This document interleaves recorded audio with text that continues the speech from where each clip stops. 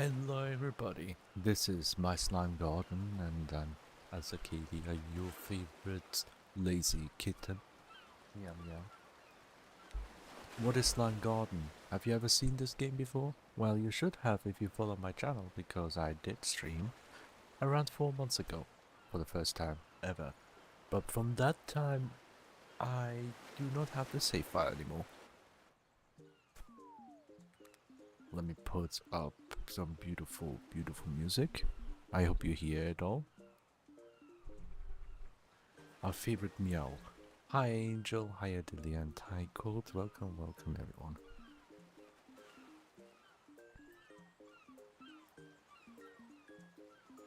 There you go. Let's have the settings on. Now then, we have a beautiful game called My Slime Garden. I have a tree that produces a lot of apples. You would wish to have something similar, right? Anyway, what do I do? Our favorite streamer had awakened. Yes, I am back. So, what do? Get an egg from the shop, hatch a slime from an egg, feed and raise your slimes to make them stronger, personalize your slime, and breed your slime to get the perfect stats and look. Find more secrets in game. That's all they give you for the garden aspect of a tutorial. You start off the garden completely empty with a single egg in the middle, and once you hatch that egg, huzzah, you got your first slime. Let me try doing that. You can see this little egg, right? I can tap it multiple times to crack it open or wait out a little bit. I will wait out this time so I can speak and give food to my other two slimes for a bit. Meanwhile, I wanna... okay, no. I'm broke, by the way. I only have 200 gold. And in this game, you get gold very fast. Well, if you're good at it. And I have obtained a lot of stuff already. You know why? Because I have 50 hours on Steam. Let me check the exact time. 52. Yeah, here we go. We have a yellow slime. And it has an umbrella. All slimes have an umbrella when it's raining. The weather is rainy right now. And once we click on the slime, you can see a couple of stuff. First of all, the name is always slime. You can name the slimes as you wish. You can see they have different kind of stats. Defense, fly, speed, power and stamina. And when you hover over it, it will tell you what it does for the island expeditions. The actual game mode where you play with that said slime if you want to. And each stat has their own grading system.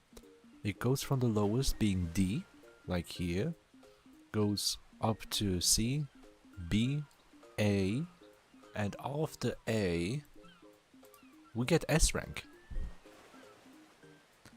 Maybe you know this kind of progression system and the way this looks like from a similar game called Sonic Adventure 2. They had the Chao Garden. It's the most well-known version of the Chao Garden. However, in Sonic Adventure, the first one, Chao Garden was present as well. So, you have S rank, right?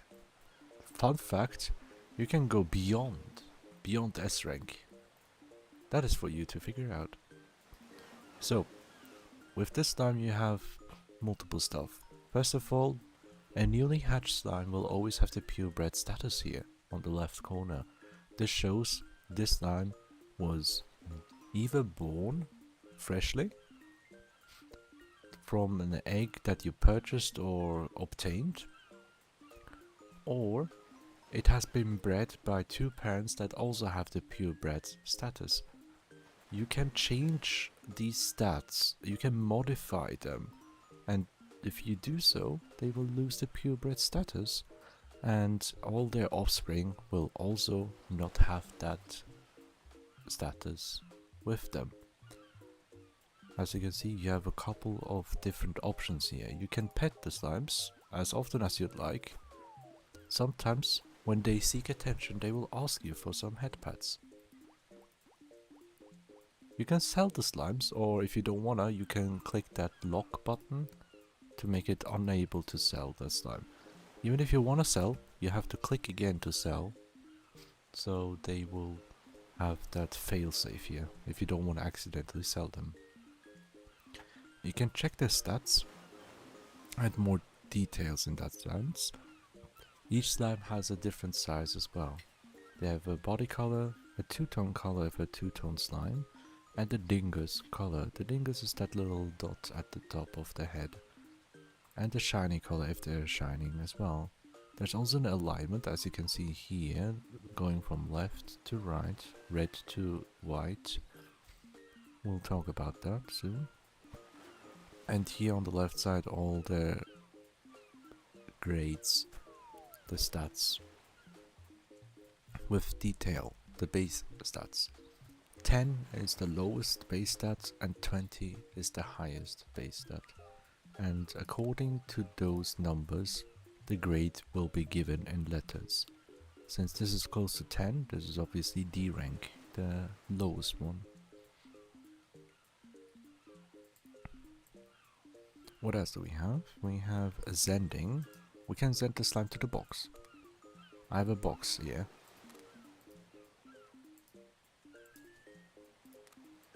You can have slimes to send to your box and retrieve it back.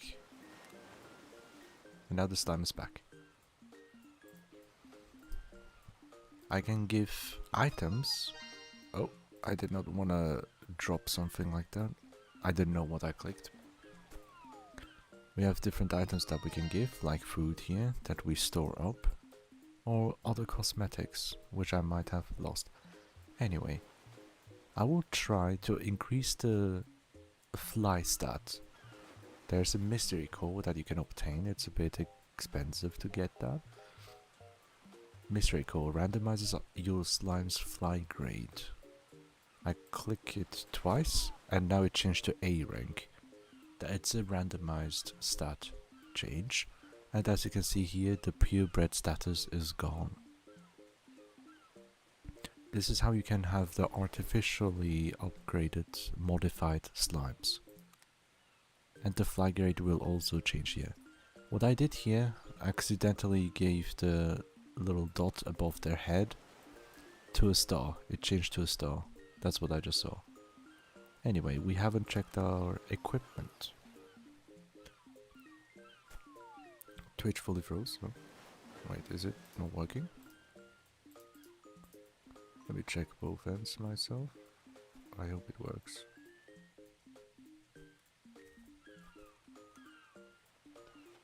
Okay, looks like it works. Sorry about that. You start off the game with slash and sword beam for every single slime until you go to the shop and buy new weapons. And I will showcase you how it looks like with the beginner weapons and stats and all of that. Level 1, and we will go into battle soon. You can always have a friend slot, a friend slime that goes along, tags along your journey. Let me add my beautiful slime, my favorite slime. We can have decoration for hat, face, ear, tail, a pattern, and miscellaneous. For now, I'll leave it be, as basic as possible, and jump into action right away. If you click on this balloon here, or at the bottom left corner, the map, you can see which slime is active on the slot. You can go change the equipment as well. And this is the island expedition here. This is the main game mode, the basic game mode. We go here right away. It takes a while to load sometimes, so be patient.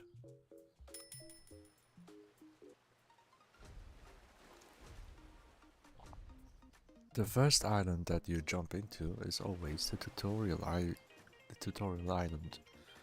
Meanwhile, you can also see what you can do. You can move with these controls here. Some beautiful, beautiful names up here. Bread. I love bread. Bread is cool.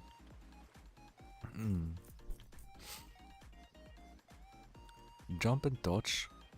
You can double jump. Dodging gives you invincibility.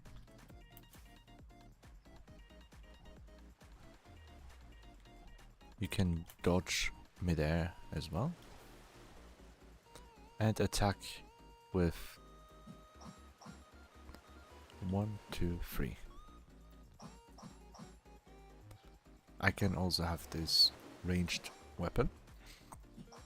This is my secondary weapon, as you can see here.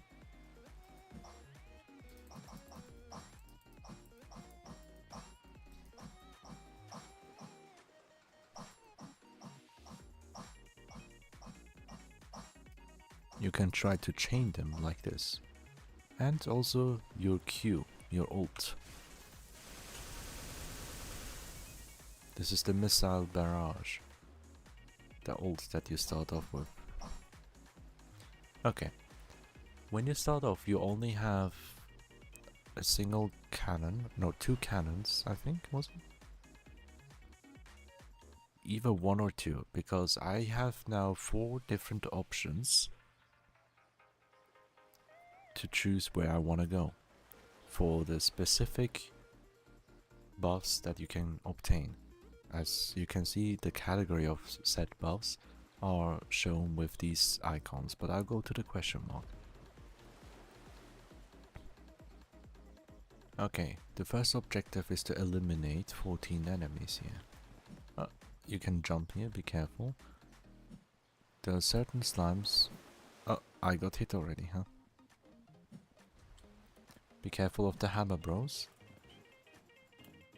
I can use my attack. Despite me being level 1, I somehow have higher stats for no reason.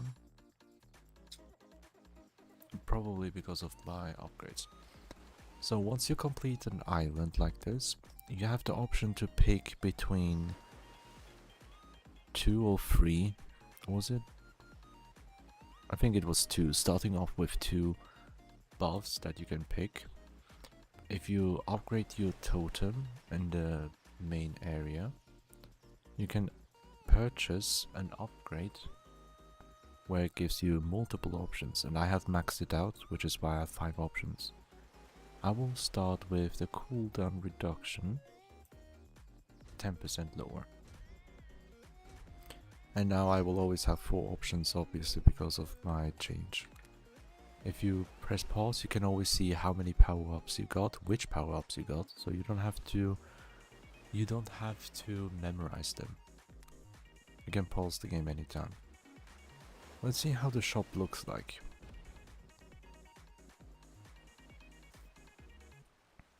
Hey Asakedia, welcome. Have you ever played this game? It's beautiful. Now, there are different damage over time effects, and I will grab the one with the highest multiplier here. Let me go with ice. Wow, super epic. Hi Slimebox, welcome, welcome. I hope you're doing well. Love your narration. Thank you, thank you. I try to make it something that beginners can watch and hopefully put it in a video at a later time. But I do have to use up a lot of time because having to download the entire game, the entire video after the stream is up, because I'm stupid enough to not record at the same time as streaming. You know how it is. The VTuber scoffed us. Yeah, I do. So we're going one by one. The range ones are amazing. In this game, range is your friend, because if you get close, you're in danger. But this one ended because it was a survive quest. That was a survival challenge, and I just have to wait out for the timer to run out and not die. So, right off the bat, I got a very important buff here, the dash cooldown. It reduces the time before you can use the dash again, and the buffs can go up to the legendary status, multiplying the effect by 4, And if you get the cooldown here, the dash cooldown with the legendary status once, you can dash many times back to back. Now, let me go here. The next island is the boss island. Let's see. Currently, in this game, there are two types of bosses. This is the first boss. Careful. I haven't used my normal attack, but I'll show you what happens if I spam my dash button. Because of the dash cooldown being so low, I can dash almost seamlessly as I wish to. Because the dash cooldown is almost maxed. I think 50% cooldown reduction for dash is the maximum. And with the legendary one you already get 50.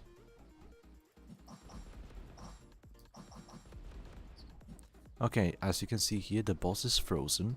That is thanks to our ice stat, the ice damage over time effect that I grabbed earlier. Now, these rewards here are for your friend slime. They can give you auras or a friend guard. This time I will pick the friend guard. You will see what changes with your friend slime. It has a shield around itself.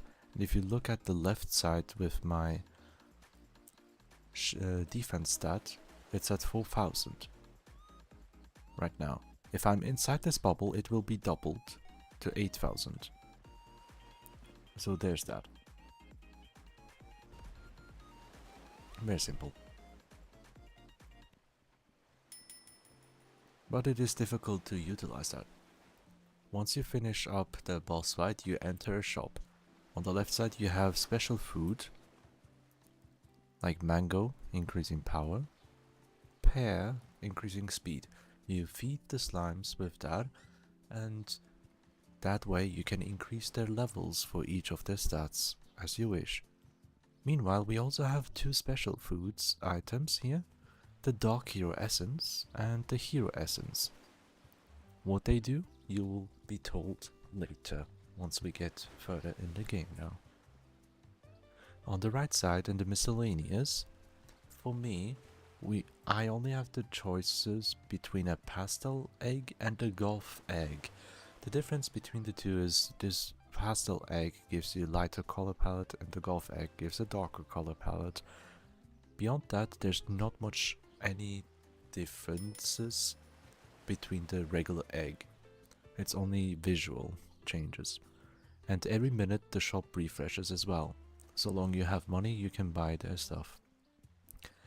However, when you start out, you will have other items, accessories in the miscellaneous category here. I bought them all out already, and that is why I only have the options between pastel and golf eggs. So I can always skip them if I don't wanna. Now then, let's go on with crit rate 10%. One tip I can give you is getting your crit rate up, because that is the highest possible damage multiplier that you can get for yourself. And for the long term, for your runs, if you prioritize crit rate above most others, you will usually have a better time. So now you have two cannons after clearing the final boss of that area. You move on to the reward area here, as we got with the shop. After that you have to decide the left cannon or the right cannon. The left cannon goes up to the next stage, and the right cannon goes up by +5 stages above. And I have purchased a couple of upgrades, so it doesn't do +5 stages, it goes +65. I'll show you at the top left corner. Now I jumped up to island number 71. Otherwise I would have been to island 6 or 11. One of them. I forgot, I can't count, don't blame me. And each island that you go up, the enemies will have higher stats, of course. Attack and defense. And as you can see here, I don't one-shot them like I did in the first island group. it takes me a bit longer. So let's use our ultimate, see what happens. Nice, we killed a little bit of them. The kill counter at the top left corner is at 43, so we have to make sure to delete all of them. Ah, I got hit. So, use the ultimate because it filled up the gauge here.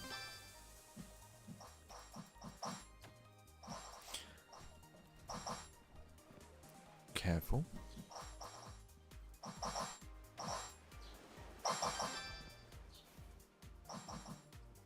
I don't recommend you to force yourself to go at a higher level when you start off, because the basic attack, the close range one, is the worst thing that you can have. So, there's a special thing that you can do that will increase your survivability. First of all, in a choice like this, the mana sap is very good, increases your mana gain by 1%. Mana is the stat that increases your ultimate meter. So every hit you get plus 1% charge of your mana. And if you're trying to get to the highest island level possible, as far as you can go, I recommend you to seek out the shop every single time, even if you don't need to buy an item of set category. Right now, I will prioritize range upgrades, and you'll see why later on. I'll go with range and the friend slime here with that icon. Beyond the shop, the second best choice for you is capture. The third best choice is survive. Exterminate, like the one I have right now, is possibly the worst option that you can get, because you have to get rid of all the slimes before you can continue with the next stage. At later stages, it will be considerably difficult to beat like 100 slimes, 160 slimes even, without dying.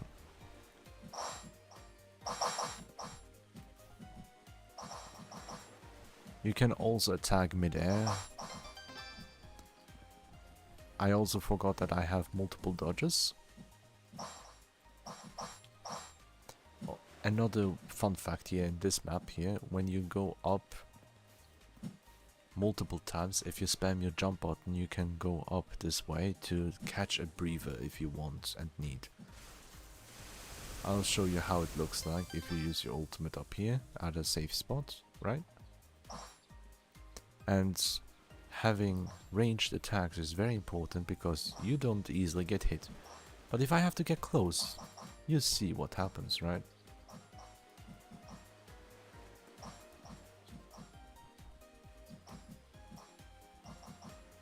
And it takes a while for me to delete these enemy slimes. And there we go.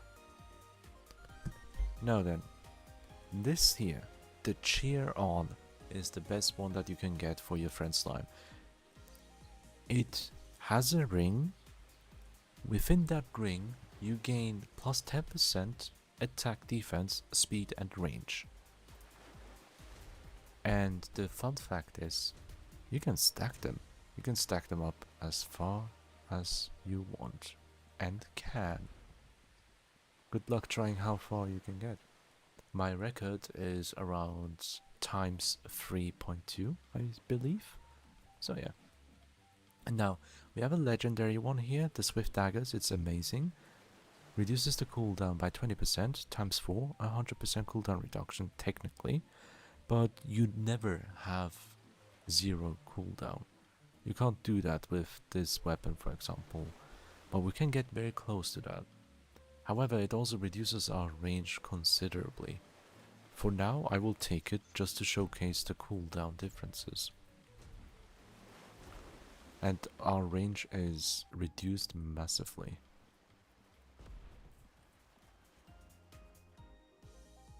Now then, the boss fight, right? Now this is the second boss fight that you can find. It's the one that I absolutely despise. You have to dodge these attacks and then you have a window of attack. However, once the lasers are gone, this boy shoots up this little balls of doom, because if you get close and you don't know what you're doing, you can get surprise one shot from that boy at higher levels. Because if I'm getting close to it, I can get hit by their cannon shots. Right now it's only spamming the lasers, and I have no trouble avoiding them. If you're getting overwhelmed, just do small little movements. It's easy to dodge them if you don't panic. As you can see here, I will try to do as little movements as possible to showcase how easy it is. I can touch this boy without any harm.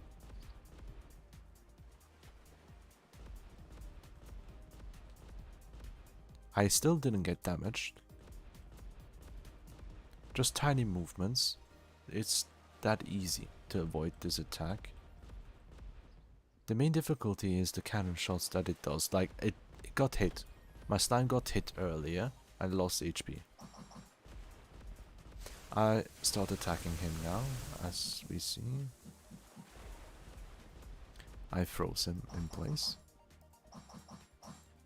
I try to spam my attacks to see or showcase the cooldown reduction that we have gained.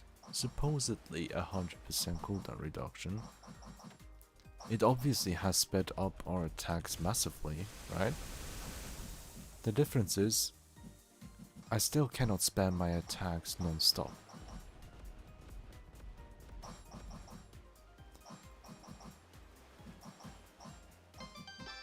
And here we go. We're finally done. Now, close combat upgrades. My favorite one, relentless strikes. Increase the melee strike count before long cooldown happens. So your combo, melee combo, increased by 1. So I have a 4-hit combo now instead.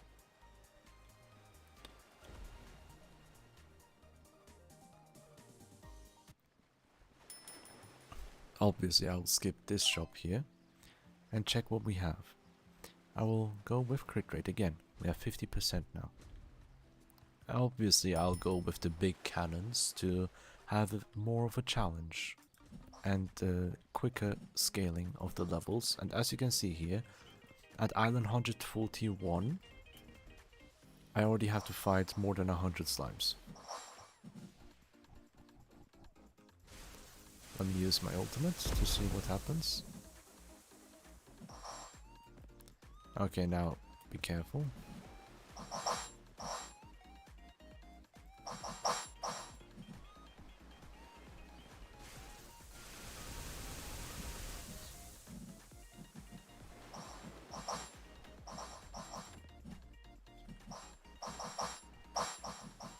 I try to attack as fast as I can, and you see what happens. If I even spam my dodge button and my attacks, you see how efficient it genuinely is with this close combat.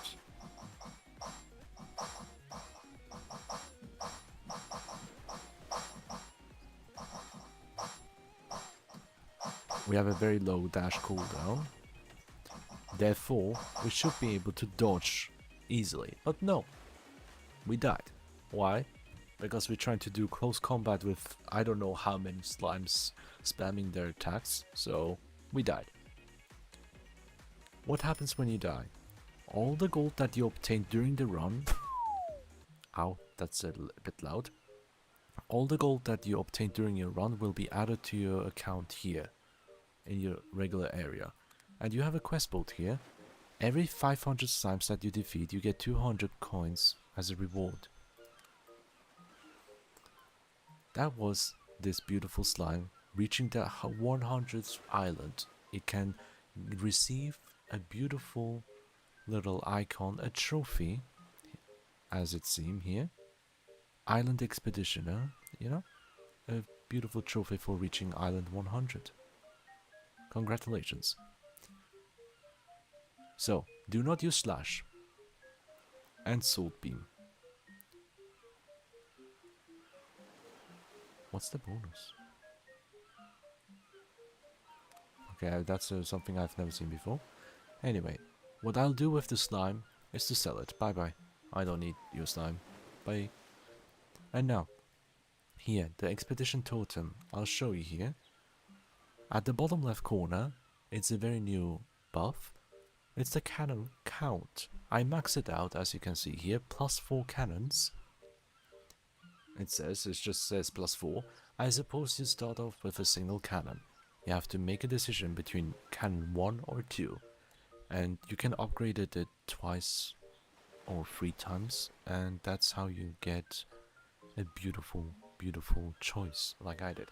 As well as the rewards here on the right side. I maxed it out at 5 rewards after every completion. Bonus gives additional 10% final damage and a stock of Gold Digger. Since when is that? Did I miss that thing? You know, is that a weekly thing? Like a weekly rotation kind of thing that you're trying to implement? We have the develop in chat. Let's go. Let's go. I'm very happy.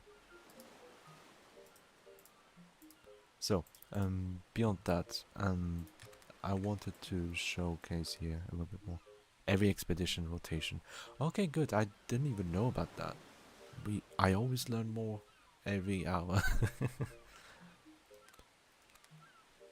For the island expeditions, at the top 4 are regular stat buffs. They are kind of pricey. Everything here is pricey, especially the cannon. That's the most priciest one that you can get here. The thing is, I have them at 5%. Each upgrade gives you 1% up. It starts off with 10,000, goes up to 20, 30, 40, and so on. For the cannon, the upgrade is probably the same scaling, probably a lot more. I'm not sure. I have like 0 tutorial in the game. I need to add some.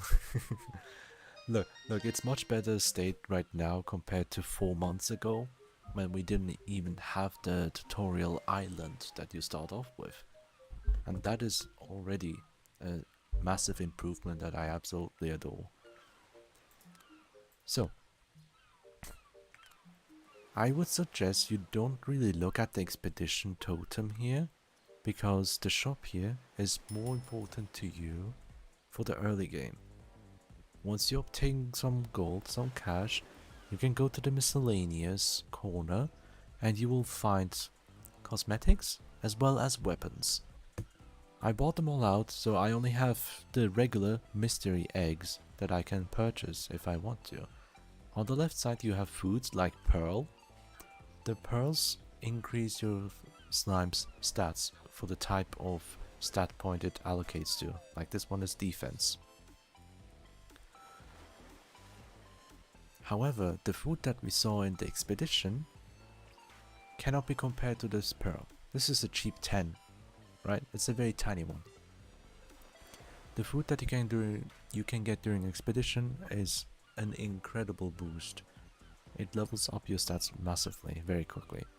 And apples. If you run out of apples early game, your tree isn't leveled up, you can buy them here. Rice ball.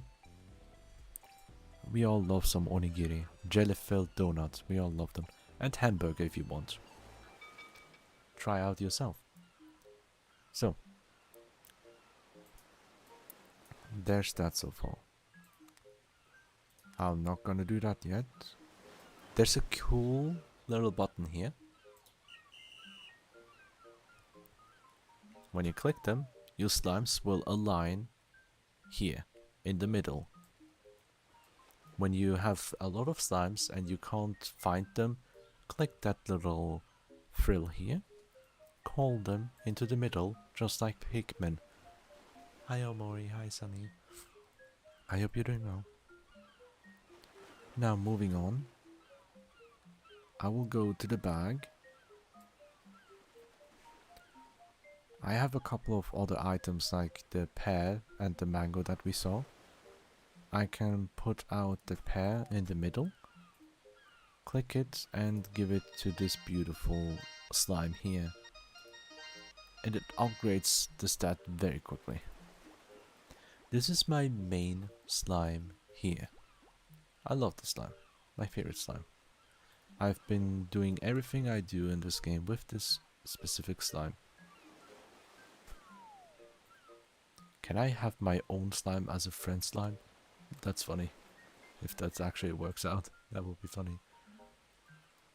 Also, this slime has been modified as well for the stamina. And it never had a purebred status because the purebred status appeared at a later update. I have the slime before that update arrived, so it doesn't have that purebred icon. And I decided, you know, why not? Let me just re-roll the stats to S rank at least, so I have a better starting point for my favorite slime. Because I don't have any loss. Yes, it has a beautiful, beautiful, beautiful stuff. The face, the whiskers, cat ears, a fox tail,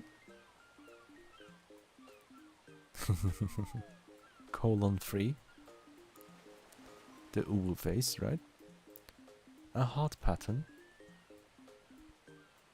and wings, the angel wings. Now that's my beautiful slime. And as you can see here, something special about the slime here. The alignment is all the way on the right side. You can get that, I mentioned that earlier, by giving the slimes these wings for the hero version, the hero essence. What does it do? Yeah, well, that's a secret for you to find out, just like here. The tutorial says, find more secrets in game. I'm not gonna spoil everything here, I'll try not to. So, we saw the bag, right? Then there's decoration. Probably work in progress. Then moving down here, the upgrades for your tree. I maxed it out.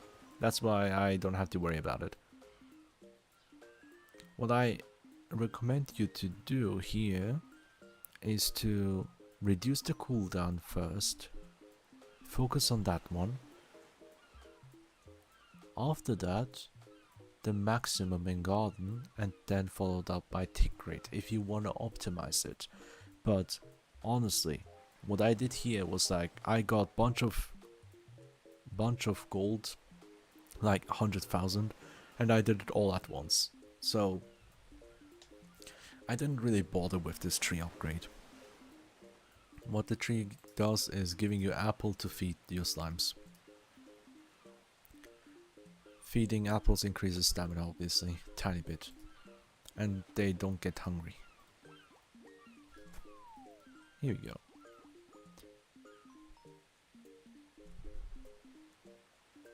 Oh, that's the rogue only. Now, let's see what we can do. I'm not done yet. There's a new upgrade here, environment. You start off with the forest combination. This is the regular island here, and you can upgrade and unlock all these here. You saw it already with the sweets. I'm going back to it. I have it here because it's a good color palette for my eyes. And it's closer to my hair color here. I'm not gonna show any of them. You find that out yourself. Now then, let's check the map here, right? We have Nightmare Expedition. This is a more difficult version, of course. Imagine just hard mode, where it's way more difficult to travel higher island numbers. With special shop items that you can get. Specifically in Nightmare Expedition. I didn't do many of these nightmare runs myself. Rogue Expedition, the classic roguelike experience of level 1 stats. Now that's it. That's it. Last time I got an insane record here, reaching island 272. My first attempt reaching island 100, I died at level island 97, I think, 98 even. And when you reach island 100, you get an achievement on Steam as well as in-game. So, before that, hey, we have fishing. We have a fishing minigame right here. You click here, you get a fish. How does that work? Let's see the one in the middle here, the big one.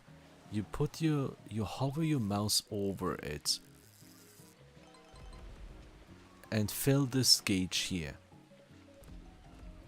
It drops down because if you don't hover over these mines, it will completely delete you. We call them meteorite. Isn't that beautiful? And successfully hovering over these mines increases the meter massively. Here we get a chest and a bonus here. We got the bonus hamburger. Let's see what this one is. Sometimes you have a chill mode where you don't have to look for the comets or mines, whatever it is. And you just have to hover over that little fish here. This is one of my favorite fish because this fish has a lot of space inside and keeps your items fresh, you know? Now then, we have other types of fish, in quotation marks, like this crab. And when it shows that warning sign, don't put your mouse in here because it will reduce your rod meter. If you're not in that range, it will go up. So you hold it here and go away. You don't have to click any buttons, you just hover over the fish, in quotation marks, that you're trying to catch.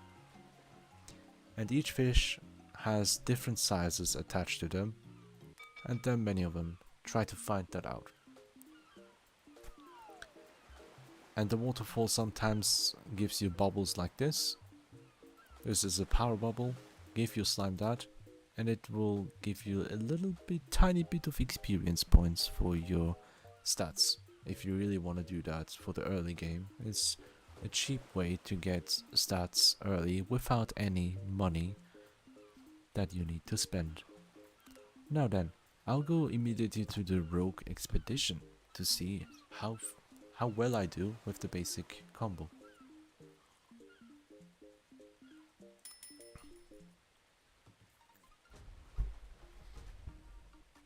Now I will go ahead and do my own thing from what I believe makes most sense.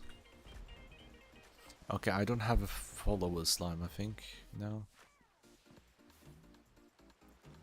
Despite going to the follower slime icon. The first stage is always an extermination stage. What I like to do with any of the slime stages where you have to kill them all, I try to get a place where it's safe and put all of these slimes into one area to attack them all together. And when you manage to kill them all or beat the challenge without any hit received, you get flawless plus 20 gold bonus. It's good for the early game. Now then, friend god. Ooh, wait a second. Wait a second. Hello? Okay, I need to pause and drink my tea, right? I need to process what I just saw. Okay, this is a massive game changer. Oh my god. Oh my god. This is the new meta, in my opinion. Remember the previous round when I showed this bubble, my friend slime that was accompanying me throughout I have to stay close to it inside this bubble to get that effect, doubling my defense stat. And I had a different one, the cheer on buff. If you're within that circular range, you get 10% upgrade for your attack, defense, range and speed stat. This time I tried to allocate the same slime that I want to use for the expedition as a friend slime. And because you can't do that, it immediately thought the friend slime is stacked on top of you, so the shield is always on you. Now, I did not expect that. An exploit has been found. Oh my god, that will give me to island 300 plus with that. That's an insane exploit, honestly. I think it happens when you manage to set follow and main slime to be the same. Yeah, this is exactly what happened.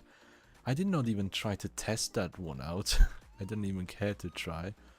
But yeah. Let me go to my favorite upgrades. I'm not gonna spoil my reasoning, but this one, oh boy, this is one of my favorites here. Range up, speed down, and the legendary version at that. And I go here to survive with the friend slime buff. Let's see what happens. I can go here, but this place, these tree stumps, are not safe. If there's a way to exploit, you're gonna find it. True. There we go. Let's see, we have another defense. Now we have triple defense. Oh, capture. Yeah. I'll go to capture because no one has seen it before here on this stream right now. This one is perfect if you have the dash cooldown because you can keep dashing in one area. You have to capture these points like a race. Right now there's only a single map. And I got hit here, but that does not matter. Why? Because I don't care. This is the easiest route that you can take here. Here we go, cheer on. Let's see how this works. Okay, now I have to go all the way here. Oh yes, cheer. Okay, fine. Found the exploit. Found the exploit here. Everyone who's watching this stream right now, by next week this will probably be patched. So get on right now to try that out if you want. This is a massive game change. Too powerful. Yeah, I did not know you can actually stack it like that. This is... oh my god, this is insanity. But yeah, usually I would go here all the way to the cannons, but if you drop yourself into the void, you get teleported here regardless. So do that instead if you want to save your time, because your slime is slow after the end of this thingy. Yeah, no, I cheer myself on. Isn't that nice? Why need a friend slime to cheer you on if you can be your own friend? Forever Alone edition. Ah, I got hit.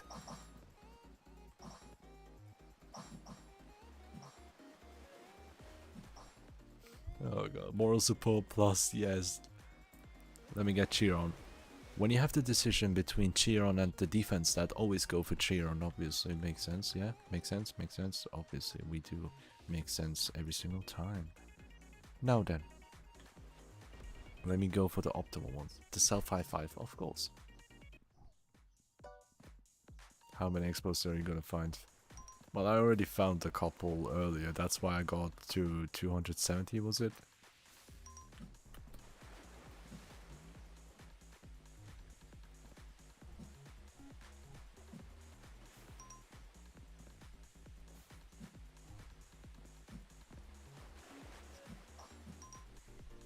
There we go, flawless. And this one here, this is the high roller. Very difficult because it reduces your defense if you pick it. But I'm gonna do it.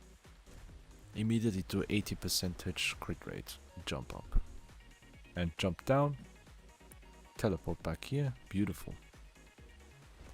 Right now, I'm not caring at all about which type of an objective I have. I only go for the buffs themselves. Another tiny trick I haven't spoken about is when you move your mouse on your slime while you do your attack, you barely move from your position. It's my beauty. My beauty. The stump strat, but the stump is not safe. I can attack like this, right? On the slime doesn't move much, right? But if I go here, the slime moves a massive distance. If I were on the stump and do attack here, boom. If I do it here, you can keep here. The position of your attack cursor, the position of your cursor determines where your slime moves while attacking with your moves, with your melee weapons. Can't believe you're getting so many legendary range up plus speed down. Yeah, this just 2 times in a row. It's insanity here. Alright, now what do I do here? A regular fire here. Why not? I'm not very fond of everything else.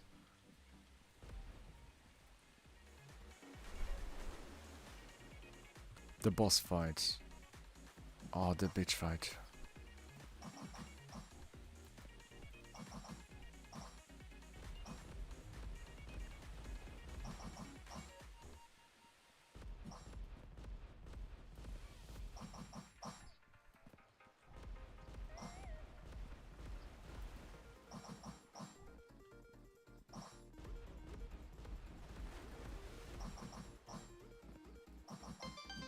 There we go. By the way, I think you know already about mid-melee animation dash. You have iframes. Yeah. Now look at this, look at this. We have another high roller legendary. This is insanity. Our defense has been killed in exchange for 160% crit rate. Why go above 100% crit rate? Well, that is a secret that you can find out. The 160 crit by only 2 buffs that increase your crit. Insanity, I say.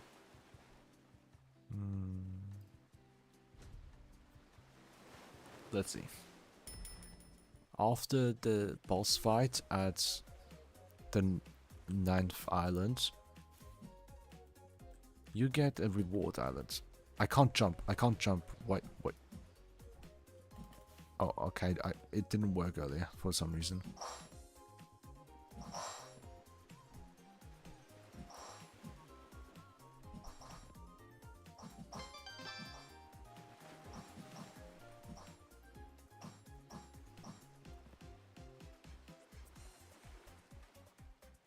Shock stat? Sure. Maybe the rocks are slightly round, so you were hitting it with your head. I mean, hitting my head on a rock so I can't jump anymore is kinda realistic, so I applaud you for implementing such mechanic. If I were to dash into this little thing here, this totem, I will definitely have a concussion, and if I stand here for too long, I will burn myself to death. Right? Makes sense, yeah. Now then, survive. Mwah. There you go, Adelia. Thank you. Oh yeah, what I realized from the past couple updates, or from the first time I played this game until today, this tree stump here, you can't stand on top of it anymore like you were able to in the past. You just face through. It's just a ghost log right now. But, well, I always use this to cheese this map here. I would always stand up here, wait for the enemies to get close without getting hurt myself, right? That's what I would do every single time.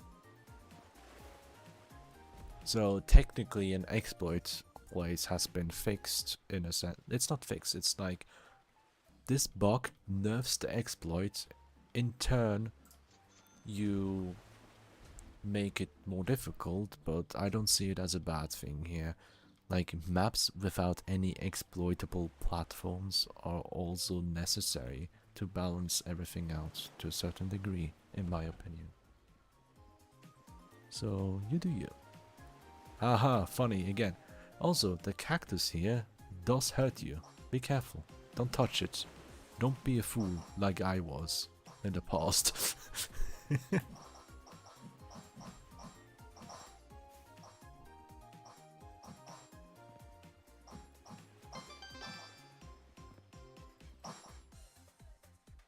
Hello, what is this? Mr. Developer Slimebox, son, can you explain me the RNG of this choice?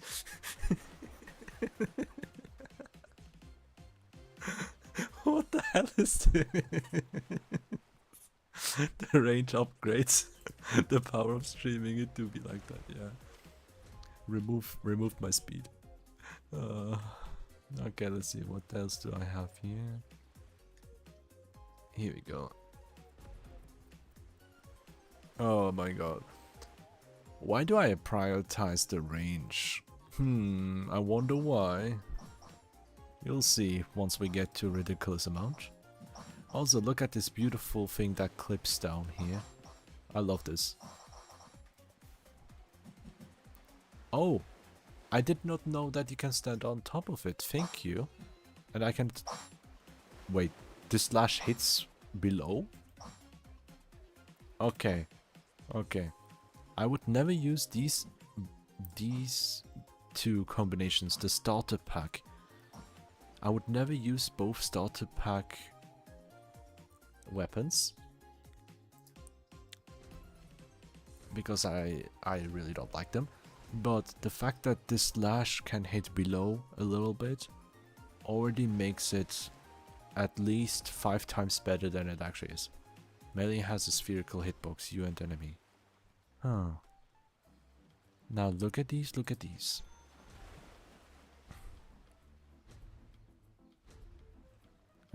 Question mark. Come here, my boy.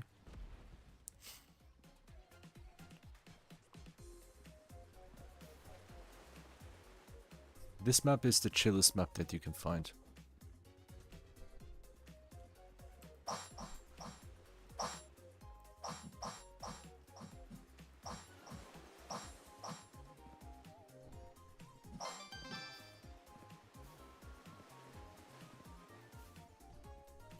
I want to get on top. Take me away to the next island.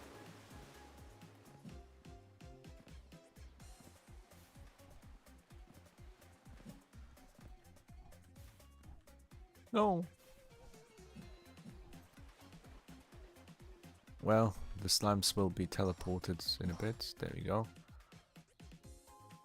Cheer. So close. Yeah, it doesn't work well. Okay, what option do I have? Shop capture. Let me go here. I have my priorities set.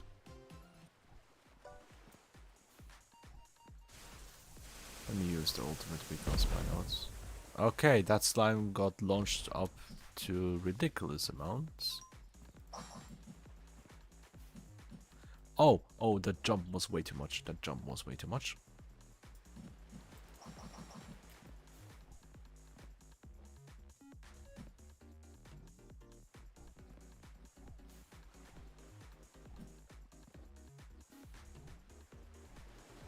Okay, my speed boost, bye-bye.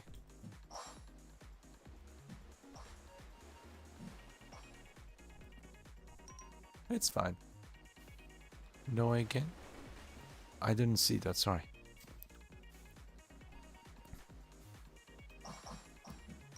There you go. Sorry for that. Oh, another legendary range. I never expanded with that high of range ups. Oh yeah, you should go with the highest range as possible because this is the reason why melee weapons got my love again. Like, I was always a fan of melee weapon. I always prefer melee weapons above range weapons in any game. So I was always really saddened a lot I was very saddened when I learned that melee are shit until I opened my eyes and tried something I never did before. And that is to go range. So my melee weapons are ranged weapons. I make melee ranged. Yeah, until melee weapons they were pretty weak, yeah. The balancing is like that. Hey, we got that. How? Okay, I don't know. This run is cursed and blessed at the same time with legendary range ups. It's insane.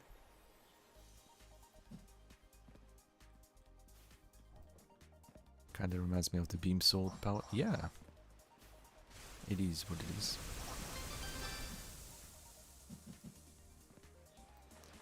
Now, I suppose you will understand why the high range is cool. Remember how close I had to get to those enemies earlier? Cheer. Now I don't have to do that anymore. You know, fun fact, there's another shop with range. Give me another legendary for fun. Ah, that was close. It's fine.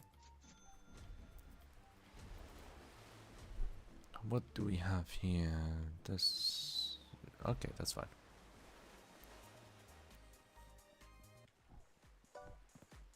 Yeah, there are many secrets that you can find here. With the accessories especially. I love them. I love them so much.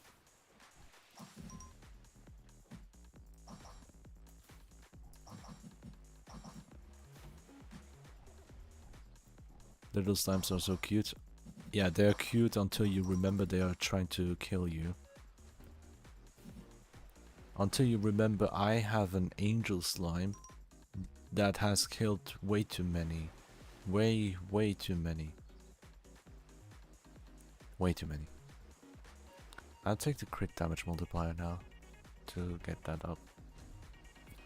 Oh yes, beautiful.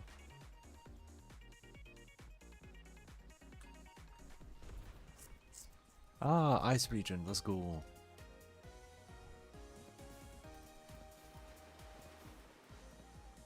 Hi. Oh wow.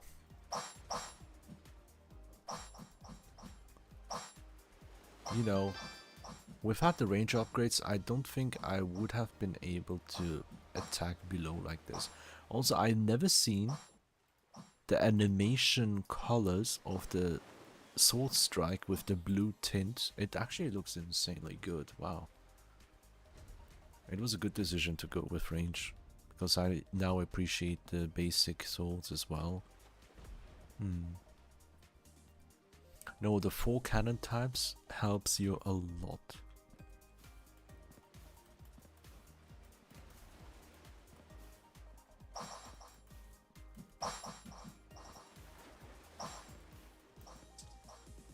There you go.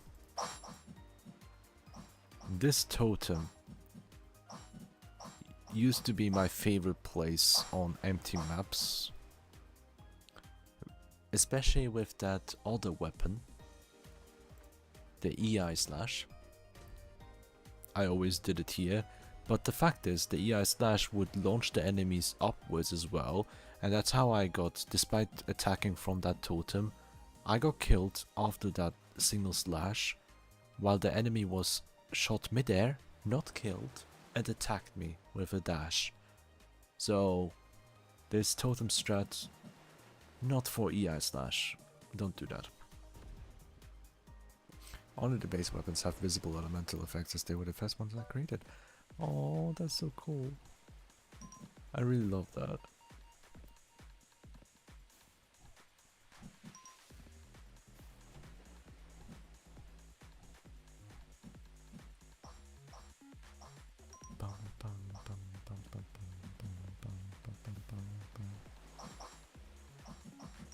I wonder when I can get my defense upgrades again. Right now, more important than defense is range, because if the enemies don't even get to touch you, then you're fine.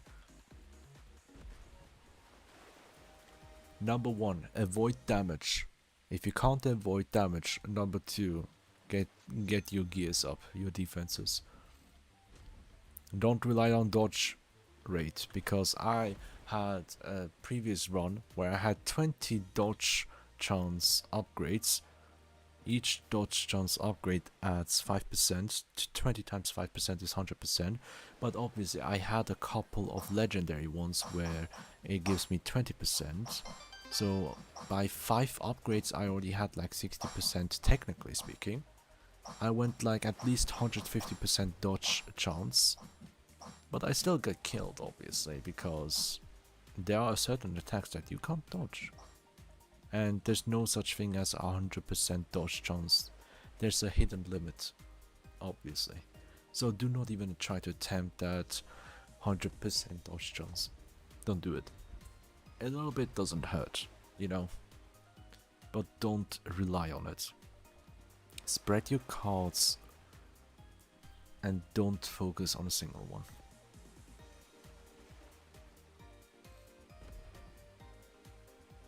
Yeah, the 4 cannons are amazing. It's a game changer.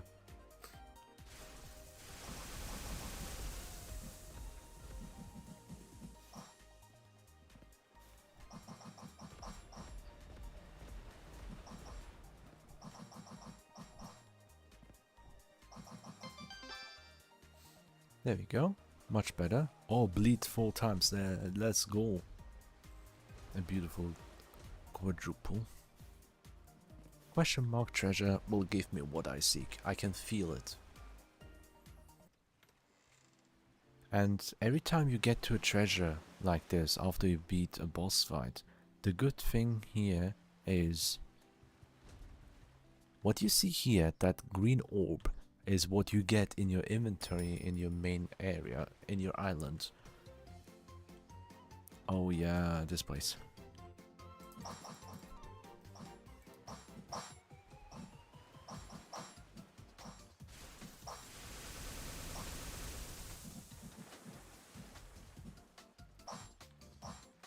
There's so many playstyles in this game available right now thanks to all the amazing updates and the new buffs. I love it. I still have a couple of playstyles to test out. Some of them I already know it will not be a good idea. Despite that, I still want to attempt. Just for the sake of it, you know.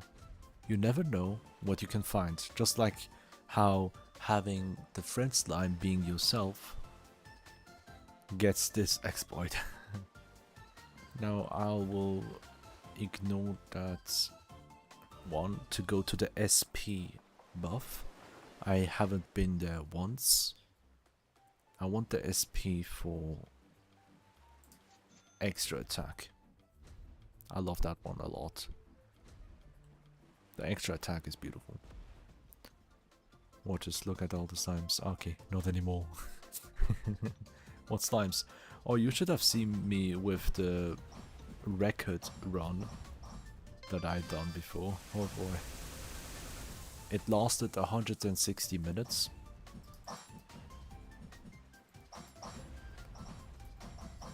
When you're good at this game, you can go for a ridiculous amount of time. And depending on your playstyle, each of your runs can take much longer than anticipated. There's a safety route, there's a reckless route. I recommend you to go more of a reckless route early on, so you don't bleed yourself out of this game mode in general. Not roguelike expedition, but all of the expeditions. Just do a couple of things, try it out however you like, and see where you can go. Trying out multiple things help you a lot. Oh yeah, I love this one. Next week, new game mode? Yeah. I haven't spoken up about it. Here you have it, everyone. The developer themselves said it right here, live. In YouTube chat, confirmation. A new game mode will be added next week. Guess what? I'm gonna stream that one if I can, of course. Now then, dash cooldown. That's a very beautiful one for saving time. Speaking of saving time, we have capture, which is perfect for this mode. Has a feeling having developer watching and commenting. One of the best moments you can imagine. I don't even know how to feel. I'm so fucking shy. I try to mask it by making myself too busy to talk. You can see how beautiful the dash cooldown reduction is for yourself, right? Now, freeze stacks, passive freeze, why not? Anything else doesn't make sense for me. Now then, moving on, we have question mark again. The game is balancing me out by not letting me have what I need again. But I'm already at the good spot right now.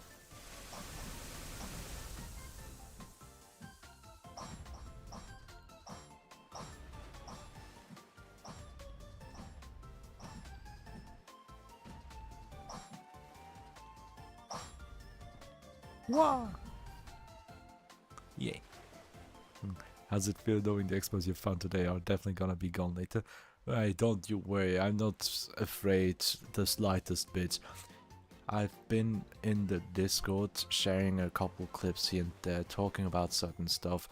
I found an exploit where the core that you eat to change your stats doesn't remove the purebred icon. I mentioned that and it got fixed the next update right away. So yeah, I don't use that exploit much anyway. Like, I wanna get it the legit way with the purebred icon. Don't wanna change anything. So yeah, you'll find more. I'm not eager to find exploits, I'm eager to find fun. And I have so much fun with this game, so much. Like, why else do you think I have 52 hours on Steam already?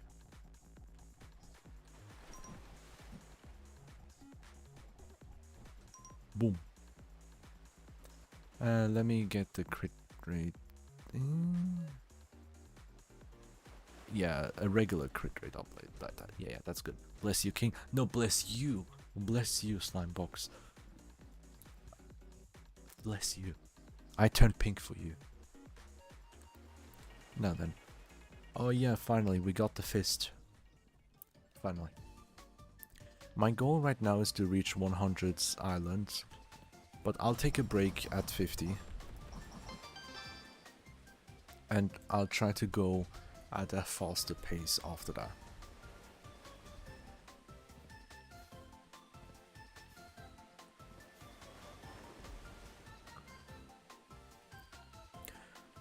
Just so you mind. Oh, that's a new egg. A reward, nice. Just so you know, getting to Island 100 takes a while. We are already almost half an hour into the rogue expedition mode. And we're barely halfway done.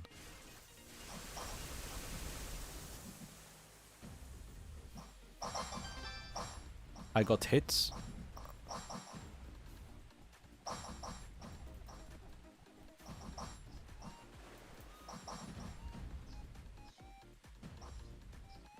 Die. There we go. Thank you.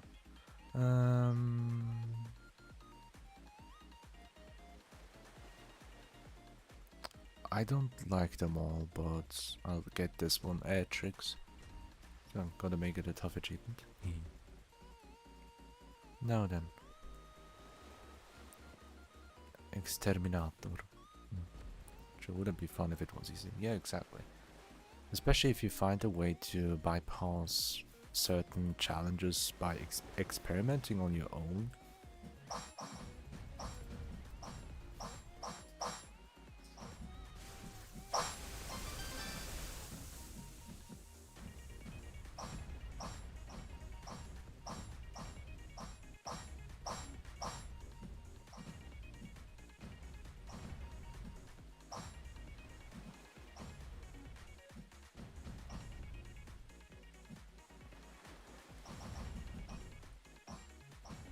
There you go. Range, nice. And slowly going to critical rate after going to the shop, thankfully. Yeah. I'm having fun, even during times where I don't talk often. Here we go, more cheers. Cheers for the cheers. Capture, yeah, I don't want to do exterminate right now. Capture is much funnier to do like this.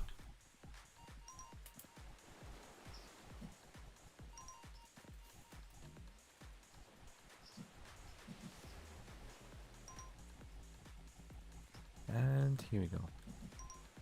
Done. Crit rate. You know what? Let me go here. Now we are past 200% crit rate. My damage has been going up massively thanks to that. Oh, shop survive, shop survive. Aye. I should go to survive instead. Just purely for the fact that we'll get the friend slime buffs. I just need to survive and I can stand at the top of this tree stump. But I decided not to do that for a very easy and simple solution. One thing I haven't mentioned on this stream right now is that when you kill the slimes, you heard that little tune, right? At the very bottom, I'm level 24. You gain experience points by killing those slimes, and after each level up, you increase your stats here for your attack and defense at least, you know, a little tiny bit, you know? You always increase your stats a little bit by leveling up. So, beyond that, when it's a surviving task that you have to do, each kill reduces the timer a little bit. Later in the islands, on the big islands, the waiting time for the survival is like 80 seconds or even 100 seconds. So by killing enemies rapidly, you can reduce the timer considerably. Oh, this little thing.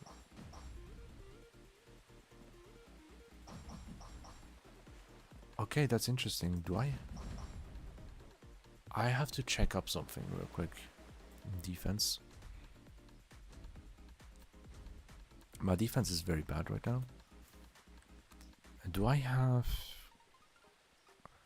Because it looked like I had an upgrade that increases the... Yeah, no, only the velocity of the projectile, not the projectile lifetime. There's an upgrade that increases the duration of the projectile that stays active with their hitboxes for ranged weapons. Probably a visual bug for this one due to the large increase of the range itself.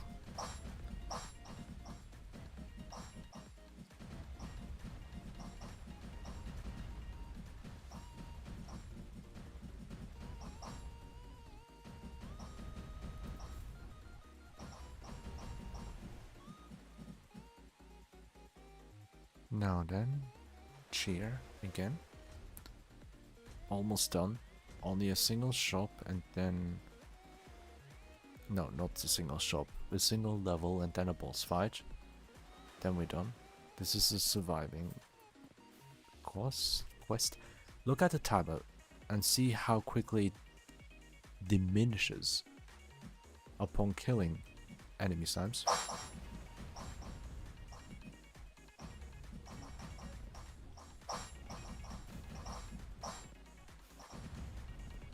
Sure, what I'm doing here is riskier than just camping at the top, but I get level ups for more stats as well as getting the timer down much quicker. There you go, boss fight time. Let's see how fast we do it this time. I have my ultimate ready and...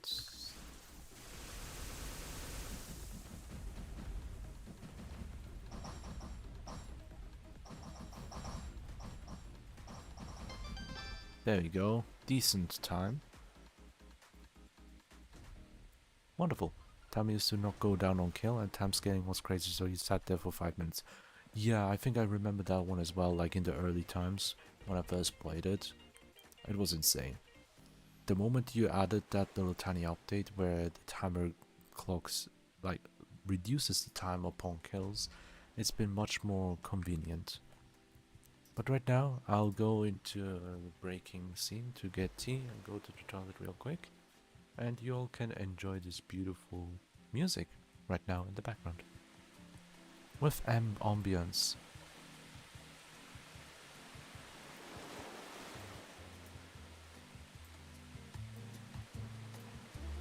I love this music here.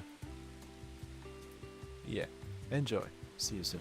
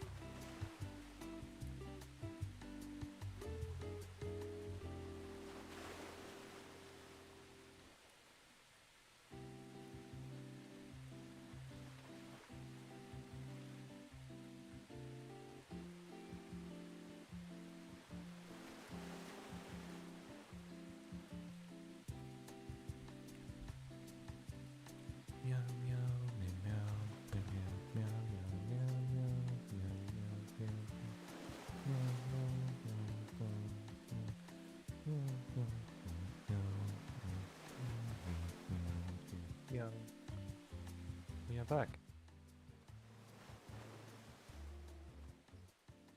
Remove it like this and we go straight ahead for a rush. So, before I jump ahead for the final 50 islands that I'm trying to attempt, I will announce something. And that is a challenge. If I die before the island 100, for every island that I'm missing up to that 100, I will have to donate a single dollar. If I manage to beat it at island 100, then I will do something else. I don't know. I didn't think that far. I didn't really think that far. It's just a punishment I was thinking if I don't manage to go to island 100. So if I die in the next islands, then I have to pay $48. It's funny, isn't it? I'll do it. I'll do it. I'm not getting Mario Kart World anyway. I'm confident in my skills. I'll show you.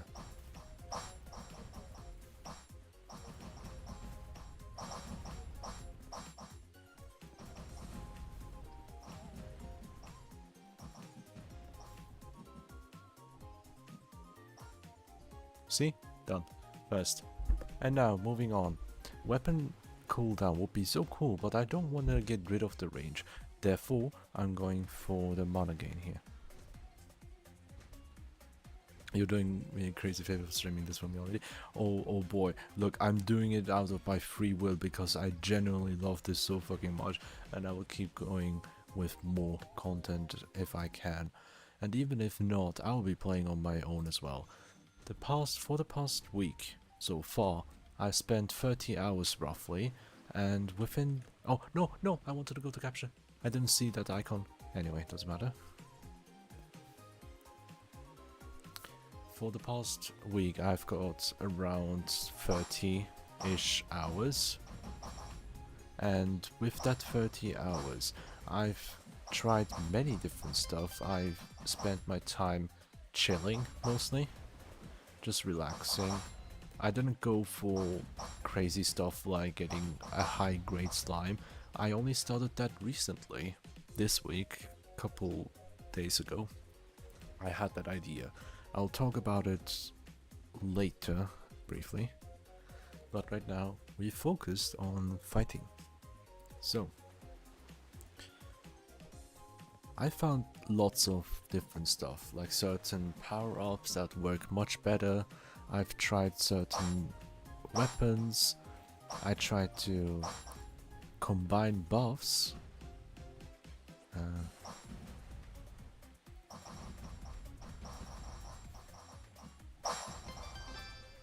Let me be careful here. There we go. More range. So yeah, I've tried a lot. And that's why I am of the impression that it's probably for the best if people try to... let me go here. If people try to explore this game themselves, just like how the tutorial literally says, find out secrets. And you can ask the developer here, and you can go to the official Discord because I'm active over there, posting couple clips, even though it's a nuisance for me to get those clips out. I don't have Discord Nitro, that's all I can say. I can only get a couple seconds. Despite that, I do it because I really love this game, and there's lots of things that I try out, obviously. I try out certain stuff, I have some questions, I look at the Discord in the search bar, has this question been answered? I literally searched the letter V on that Discord from all the pages, every single message that had a V in them, even links counts that. The reason why is I was looking for a specific thing that I don't want to mention yet, I wanted to gather knowledge before I even attempt asking, because I don't like asking a question that has been answered about 50 times already, and beyond that, another positive upside of searching it on your own is that you can follow the previous versions, what has changed since that time from when you have seen that information. Let's say from about 3 months ago. What has changed since then for that mechanic? Did anything change? You can find out stuff like that, and I actually love it so much. Now that's what I'm here for. Don't be shy and ask away in the Discord Spurs combos. Yeah, it does, but it's just out of habit for myself. Like, sure, like I did moderation on a different Discord server before, and oh boy, the amount of the same questions being asked, I stopped moderating within the same week. I'm like, bro, we have an FAQ channel, and that question is at spot 2. It's at the second question that's been asked. You can just be simply going to the FAQ and look up, has this question been answered? Does anyone else ask the same question as I do? If yes, look up. It's so simple. It's so simple. But yeah, it's a simple Google search away is what I love to tell people for many things beyond gaming. Oh, it's a boss fight.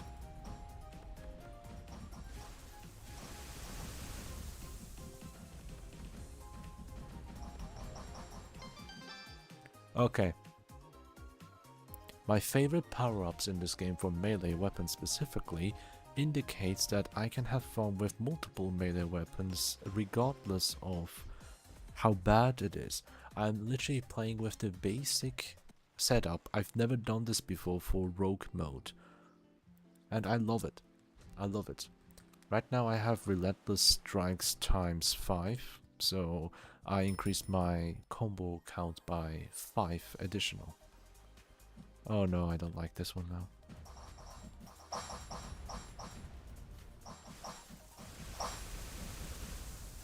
Thank God I have found a way to climb the totem in a simple way. But it's difficult to stay on top of it. It's fine. I don't have to camp. It's just for the first half where there are way too many enemies on the screen. And I get the extra attack here. It's fine. More range. I love it. The ice region is nice, so long as it's not on this specific map here. But it's okay. It adds a certain bit of challenge.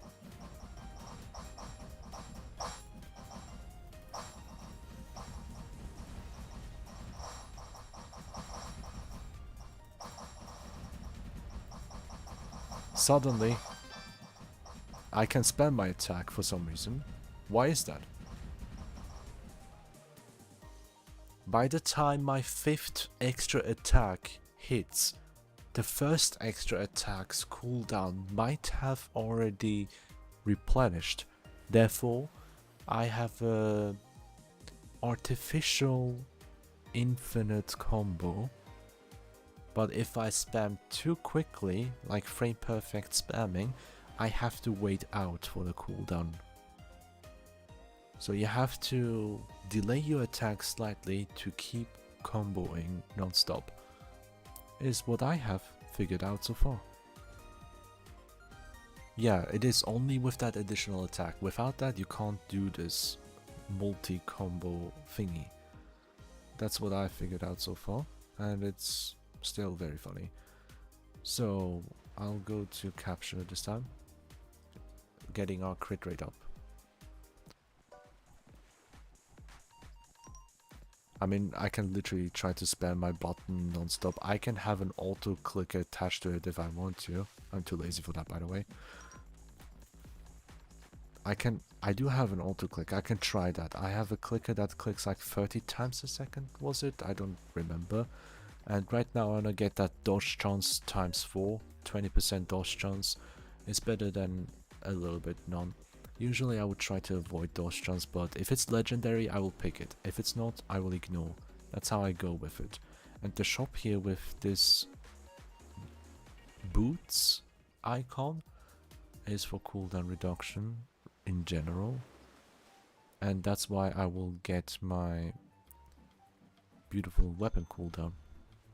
Dodge chance is capped at 90 or 70. It feels more like 70, but I can make a test for myself again later on, another time on my own, because I did have like easily above 150% for the last rogue expedition of mine, but I died with a random attack. Oh yeah, I wanted to do the spam attack. Oh, I got hit. Okay, I'm spamming my attack with the auto clicker. It went to cooldown. Now it's longer attack. Had a brief pause.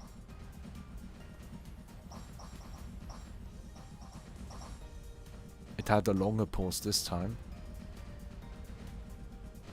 What I have figured out is the pause in between the next attack is irregularly timed. And I don't like doing that. Range up, let's go. I don't like using that button. I have put that auto click button at a weird spot on purpose, so it's uncomfortable for me to try to click that. So I don't get into the habit of doing it for any game ever. It's just to test out certain stuff. It's a niche usage that I don't use for game exploits at all.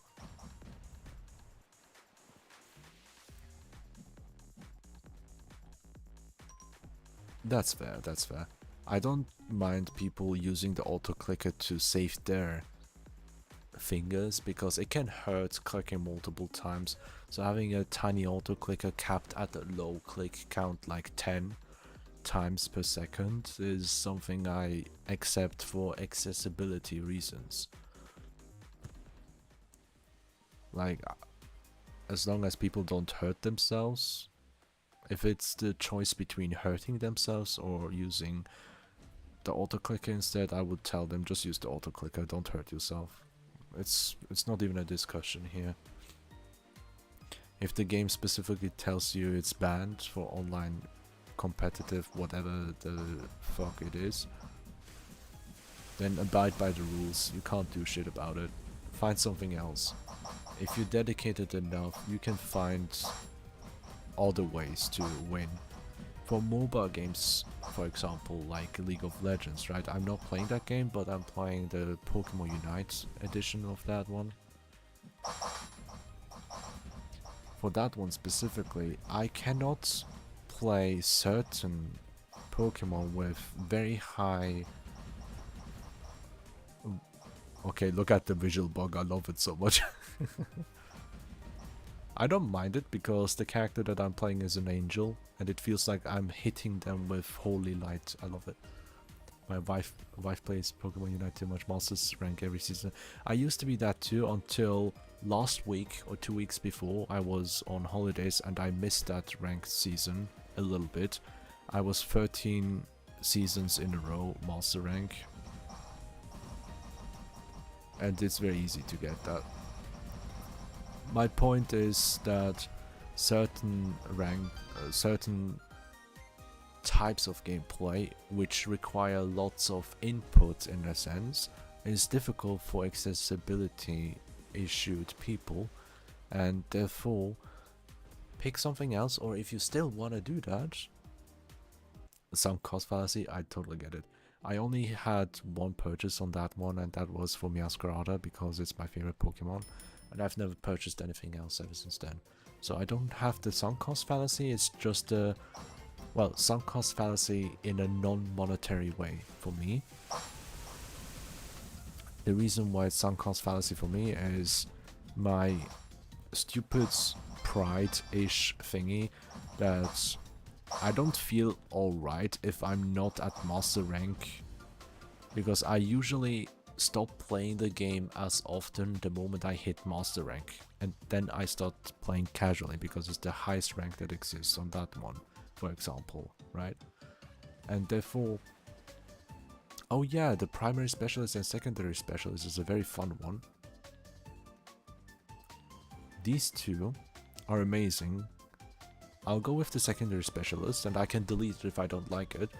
It doubles my attack stat, first of all.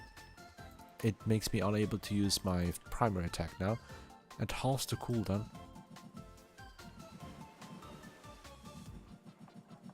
Now I have that. Just to show. Time is money. Yeah, time investment. Time investment and being a gamer hurts my life sometimes.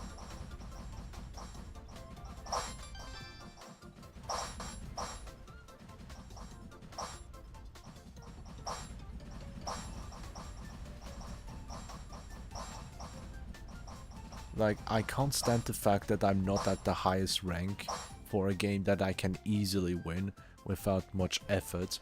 It's way too easy, so yeah. Right click doesn't move you. Yeah. The other move, the slash itself, the regular slash, makes me move. And also the tiny bit of a shockwave it sends out is my ranged version of that attack as well. So beyond the initial slash, the tiny shockwave range is also nice to have. What I did not test yet is if that one ranged weapon upgrade. There's a certain weapon upgrade that ricochets your attack.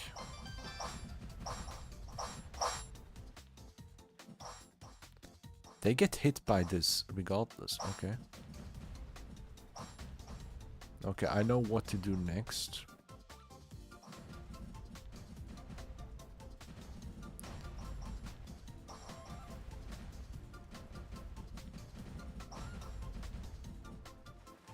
I know the next item to pick. Yeah, lasting hitbox is so cool. Yeah, let's do capture. A little bit of attack wouldn't hurt.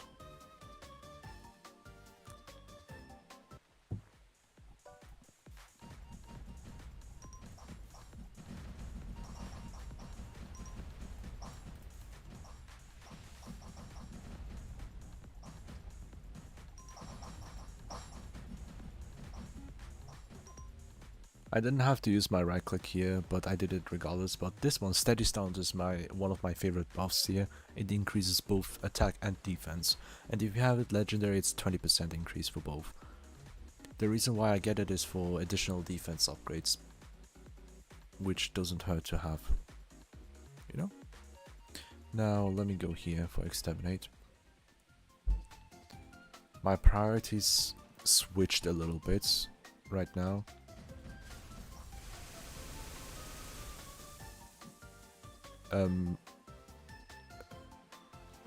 Okay, I found a bug. I can't use my move right now. After using the ultimate, you can see the icon on the right click. It doesn't work anymore. However, I know, because I'm a gamer, I know what to do. And that is to remove this and go back to primary weapon.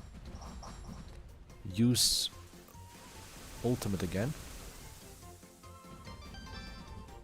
I can still use my primary. Okay, the ultimate deleted my ranged attack. It's okay, can happen. Can happen. It's over. It's not. It would be over if it was a couple updates ago where we did not have the ability to delete the power-ups that we have. Thanks to me deleting the secondary weapon one, I can use my primary weapon again. Without that, it would be a soft lock. Anyway, I'm gonna do the dodge chance again, so we have 40% dodge chance with just 2 times picking that one. And that is a massive, massive win. I'm not gonna pick dodge again. I'll leave it at 40. I have other priorities. Let me use the missile barrage as well, the same way I did it earlier. I can hold the right click and it shows me the radius of that attack, the range. That works well. The left click, I can do it. But my right click has been deleted out of existence. I have a theory, however. If I were to use the primary buff, you know, the primary weapon buff where it locks the secondary, and delete that one, it might unlock that secondary weapon. It's just the way I function with my brain, trying out different stuff. That's what I love to do. So yeah.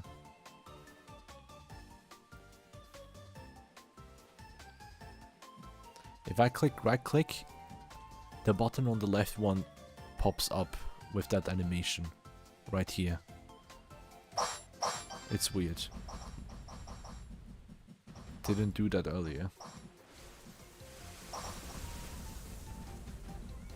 There might be an issue of me using my ultimate at the same time as my weapon attack. Let me try that again. Nope. I can still use it. I used the ultimate at the same time as my weapon attack. I'm safe from that. Like, I love to find out how I came up to certain bugs, to see if I can replicate them. If I can, it's even better for the developers to have some additional information in that sense, to make the lives easier for the devs as well as everyone else. The more information you have, the quicker such issues can be resolved. And that's why I like to play games like this. So yeah. Right click makes left click icon grow. Yeah. Yeah, it did that. It did that. I can try it again. Right clicking right now, it grows the left button. It didn't do that when I had the primary lock earlier.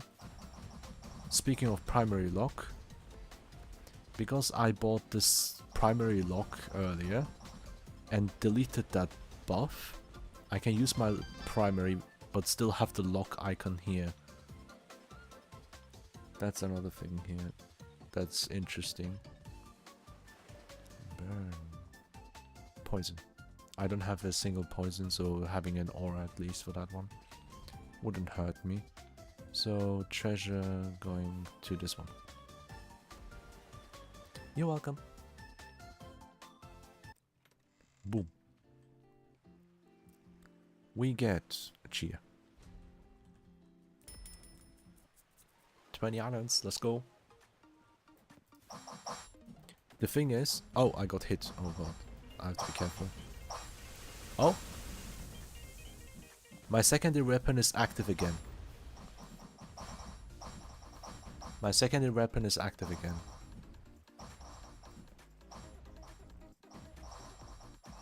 So, after the reward islands, it's activated again.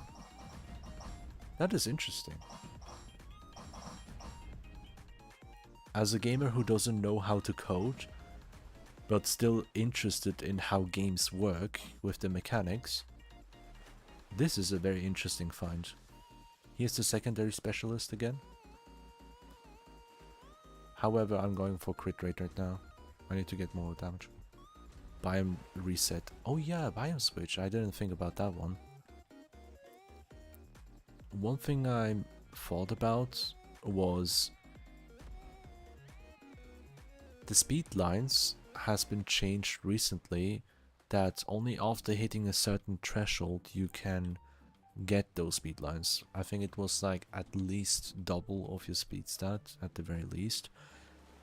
With that cheer on buff, I got up to 2.6 multiplier, and with that one I get the speed line permanently, and it resets by zooming in and out like this.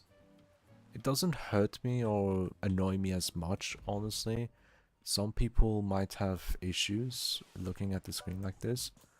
The speed line appears usually always when you hit that speed button. And let me check here. Yeah, no, I have to land here and then jump before. Of course, I got spawn attack. There you go. Limit speed buff. It can be that, but I've been also thinking about how the higher speed I have, the bigger the zoom out of screen appears to be. I can test it right now. Okay, you see the screen size right now. When I hit the speed panel after that zoom, it zoomed out a little bit more because my speed stat has increased. I figured that one out as well by playing my 200 island rogue records last time, because I had like a multiplier of more than 3 times multiplier here, and that's how I figured that one out.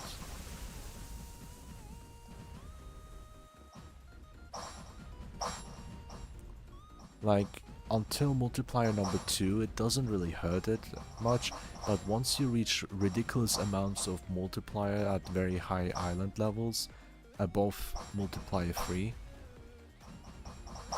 it can make the screen look very tiny in that sense. I mean, I like having a better view on the map in that area usually, so I can see multiple enemies at the same time.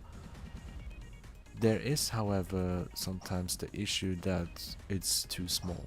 There's a limit of what's considered comfortable and what's considered going too overboard with that. It is all just from my observations. Okay, this is one of the islands where I will struggle a little bit more due to the damage creep that I have right now. There we go. That's why I need more damage, but also the thank god doesn't hurt to have the higher multiplier here. Now then, survive is nice, exterminate for critical is also cool. And I'll go with survive instead because there's a chance to get cheer on and increase my attack regardless. Another thing I figured out visually speaking, but I cannot confirm if it's actually the case, is the fact that when you get the cheer on buff, it shows you for the crit rate and crit damage that you get those multipliers as well. However, I believe that is just a visual bug because I don't think it increases your critical numbers here. Because what updates lifetime is everything above. You can see it with the range at 12, and when the zoom in and out happens, it goes to 4. So yeah. It's just the bottom 2 are shown as an increase, despite with my own sightings probably not the case. Not because these numbers, the first 4 numbers increasing and changing, like we can look at it again, 12, and just for, okay, right now it doesn't change much. It changed it. How much was it again? 4? Yeah, it's only a single frame or 2. Yeah, I just saw it now, 4 point something.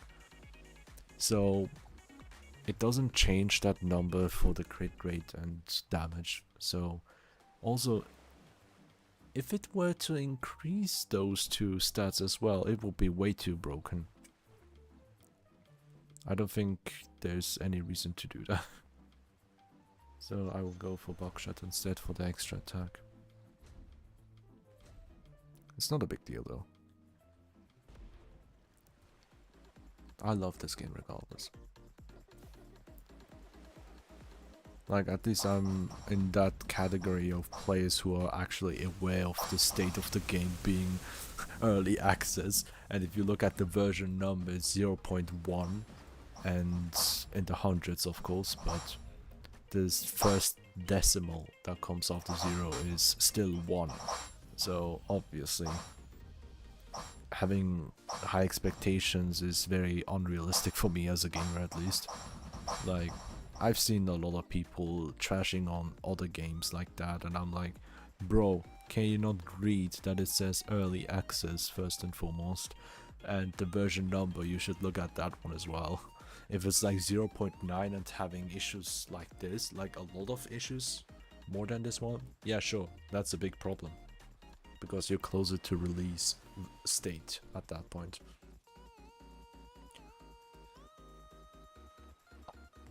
But yeah, also remembered that one German YouTuber that did 1,000 episodes of Minecraft Let's Play. The first person who actually got 1,000 episodes on Minecraft specifically. Took a couple years, but when he reached 999, he didn't post 1,000. What he did instead was 999.9, 999.99, 0.999. He dragged it on purpose, and it was the funniest shit that I've seen. Like, didn't want to hit the 1,000 yet. That was just so funny. It's just a history moment for, like, for German YouTube. It was funny. He probably still has that playlist somewhere.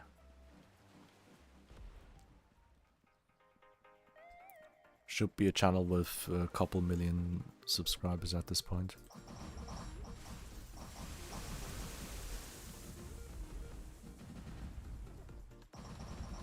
Wait, can I stack the lingering and wait out? No. Maybe the distance is a bit further away. The hitbox? Yeah. Okay. Yeah, it's further away. It doesn't appear to hit often. I like to test stuff like this out as well. It's very nice to find out. Like, sometimes when I'm bored, I try out like little tiny things like that. It's very funny. Yeah, mobs can't get hit more than once. Yeah, figured that out. But it's very cool. And let's see my defense stat. It's good. 70% reduction. I mean, earlier on I had the high roller twice, which means like 80% defense reduction, right? My defense stat has been removed by 80% at the early game in exchange for 80% crit chance. That's why I've been trying to get my defense reduction up again.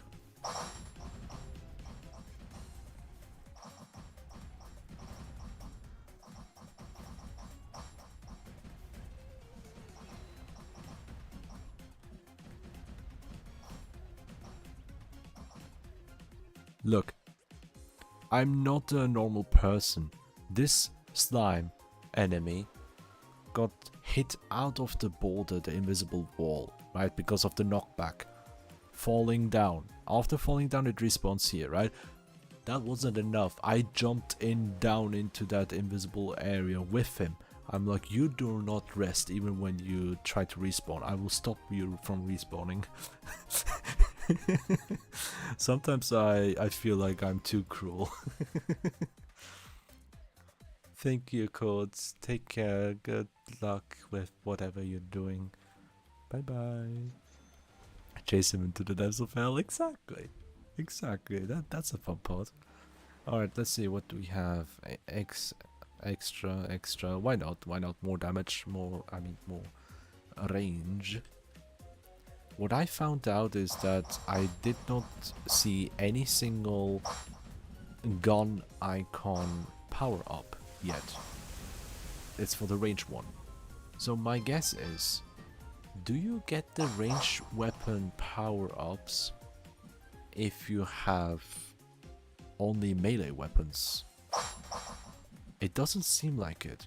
And if that's the case, having an all melee or all range loadout might be the optimal way to play the game in the long run, because you will completely get rid of an entire set of buffs that you can get through the cannon options, and at the same time this will make it easier for you to pick the buffs that you need and avoid what you don't need. It's just an interesting thing to think about. I'm not sure if I just mistaken it, but I've seen this fist many times, many times. So survive again or capture? I'll go capture this time. Yeah. Wonder if sword beam counts as melee weapon. Yeah, I figured out with the game so far. I thought sword beam used to be like a range weapon. You start off with your melee attack, the sword slash, and the sword beam being your ranged weapon version. However, I think in the code, from my own experience so far, from my observations, the sword beam has a slash and a beam, and when you look at the multiplier counter here above your icon, let me go to shop. When you look at your multiplier icon, like when you attack an enemy with a melee weapon, you build up a combo multiplier in a sense of increasing your attack. Goes up to 3 times multiplier. That is to balance out the melee weapons slightly more, to my knowledge. And the sword strike, you can easily find it out if it's melee or not by using one attack, and you can see it's already at 1.9. If I use it again, trying to use it as a ranged weapon and hit it here, it resets the counter because the initial swipe with the sword swipe doesn't hit any enemies, therefore it thinks that I missed that attack and doesn't count up or keeps the counter. Even so, it shouldn't use the counter regardless. So every time I use this sword strike, you can look at that 3 times multiplier. It will reset every now and then, because the first hit doesn't count as, like, the first hit is melee, and the shockwave is also melee, because the shockwave hitting increases the counter.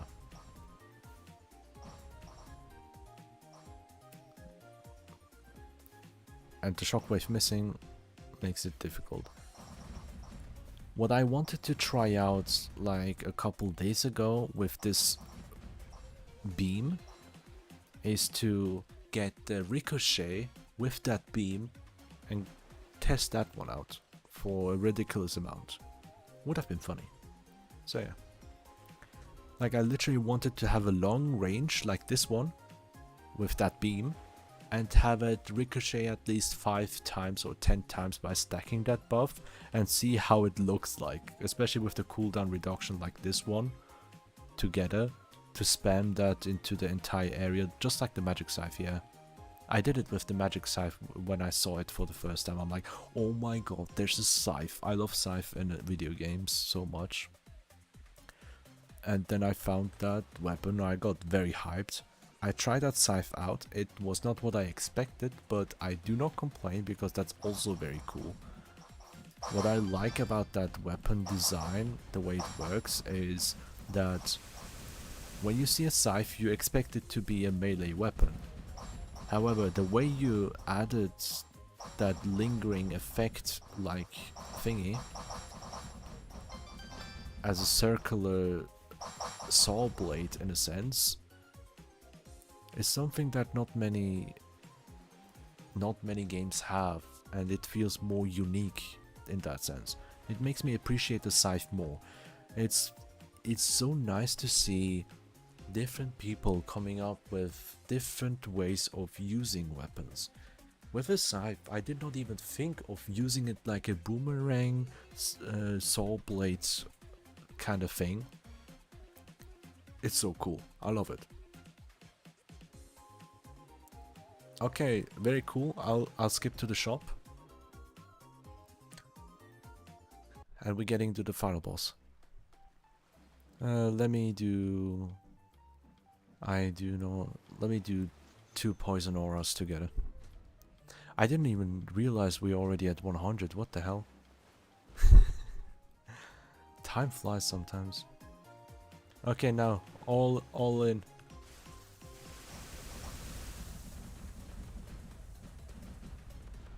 Don't get hit.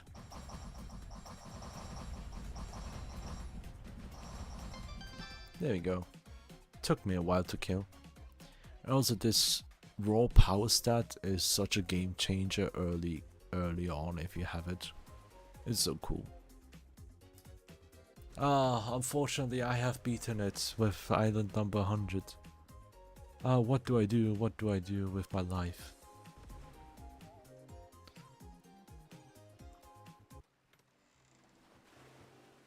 This was a testament to the beginner weapons for the slash and the beam. Shield doesn't bleed into health, by the way, so it acts like one-shot buffer. I know. And this is how fast I die, if I let myself hit. So 2-hit death, kinda. So yeah, thank you, Becca. Hugs back. Managed to hit 100. Ow. Okay, I think... Oh my god, did I break the game?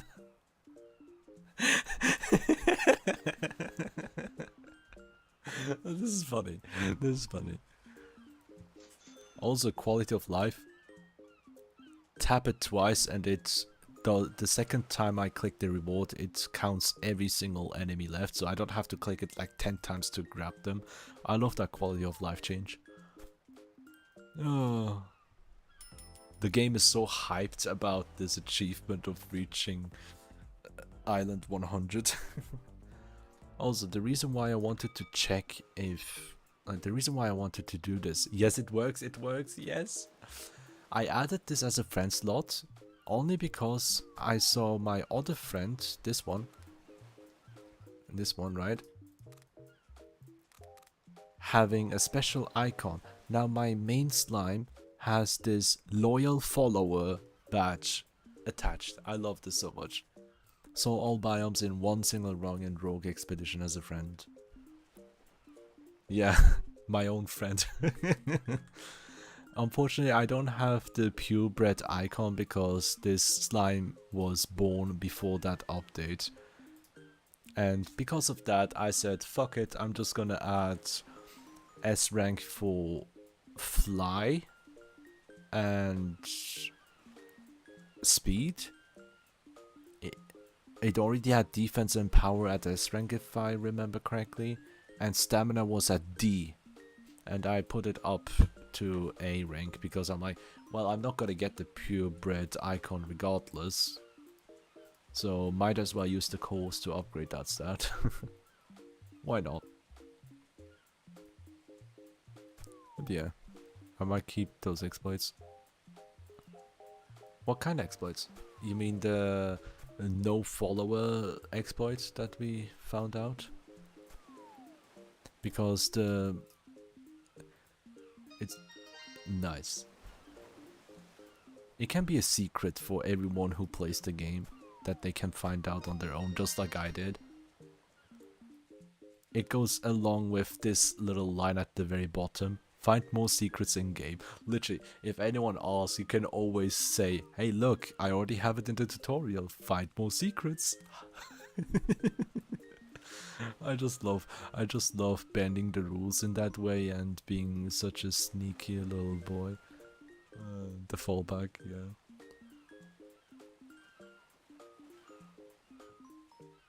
Okay, let me take a short minute break to turn on the lights. It's getting very dark here. Also, let me save and quit and reopen the game. so it kind of does it well. All good, I'm ahead out. Alright, thank you very much. I'm not gonna continue for way too long, I suppose, so probably half an hour or so. But yeah, I'm so happy with what I have right now. It was such a blast playing along right now, and see what else I come across, whatever does happen. So yeah, I did not expect to reach all the way to 100 on stream, so that's a nice one. Thank you too as well, so much. Much love, and also don't forget your beautiful sunglasses. Here you go. Uh, Take care. Thank you so much for everything.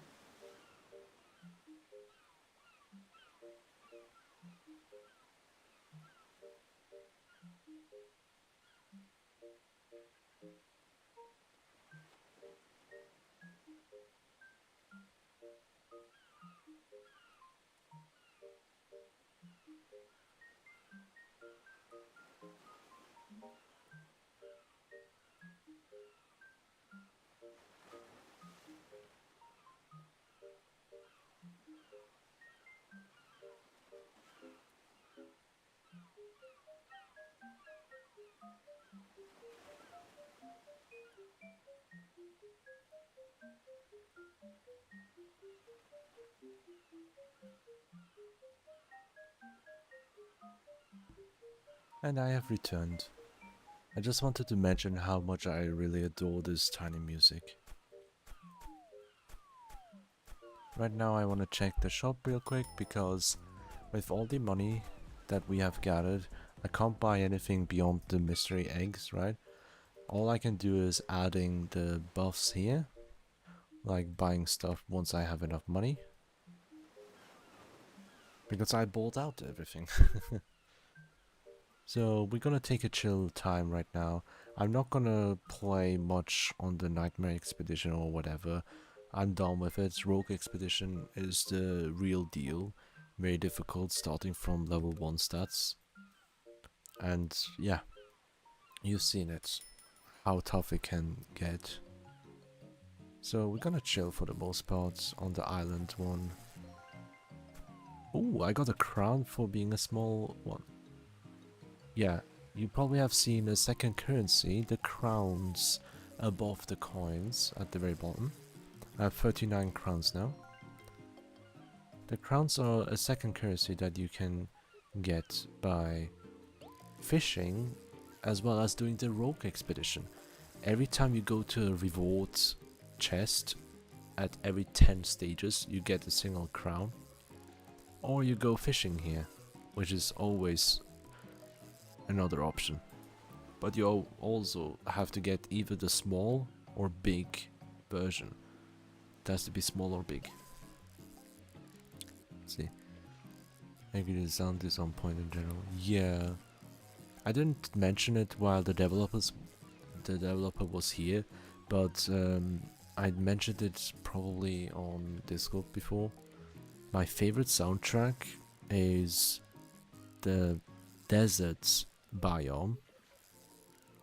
That song was added recently, I think. I don't know, maybe a couple months old now. But when I first played it, there was only a single song. And it was always the same song, the same sound during the expedition. But over time they added biome specific music and I love that. I'm not a fan of the Candyland music as much, but it fits. So it's just a personal opinion, not an objective one. But in terms of personal opinion, the desert biome is such a slap, bop, whatever. You can find it on YouTube as well, the desert biome. It's so cool. I even left a comment on that one.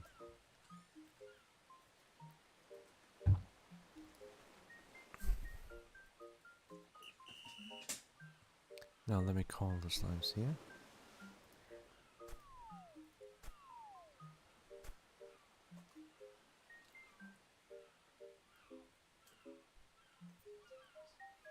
Defeat them. Where are you going?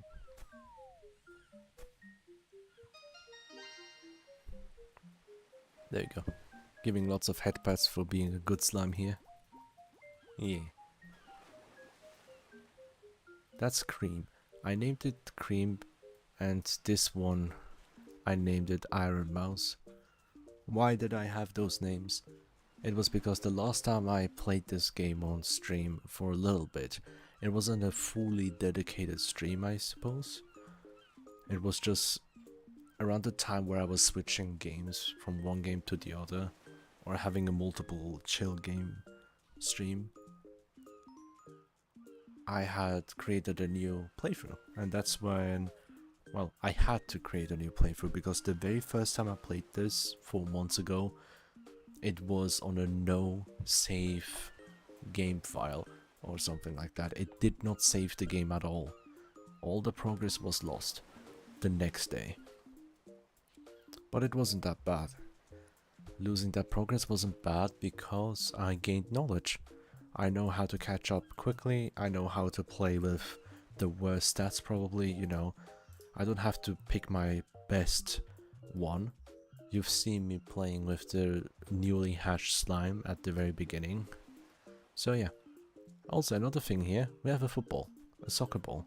You can click on it to joggle if you're bored.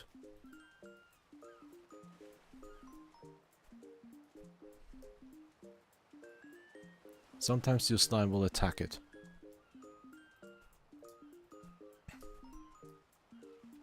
Yeah, you do you. Now then, where was I? Menu. I wanna change my weapon. I'll go to EI slash, one of my favorites. And the strongest weapon is the shield burst, just saying. What it does, I will not spoil. Use it yourself. The Slack 11 is also very cool, and it has a bonus, nice.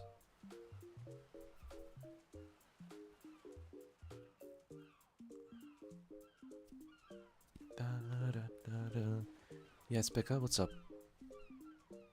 The magic scythe, as the developer mentioned, I will show that one. Pet.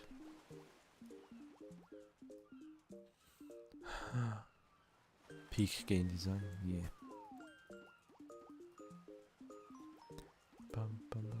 I miss you? I mean, I'm literally here talking to you right now. What do you mean I miss you? maybe in past tense I would understand. But yeah, I'm going to the regular island expedition just to showcase that weapon on the first area. And also here, the gun. The gun.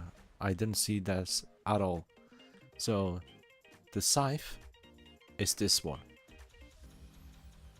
It's a multi-hit weapon like this. It's so cool. It's so cool.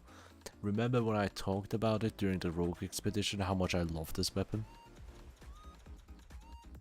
When I see a magic scythe, a scythe weapon, I do not expect it to have an effect like this. I love it. But yeah, we also have this EI slash. Nothing personal, kid. Omae wa mou shinderu. My favorite thing with this one is doing a combo like this. Jump up, in and out.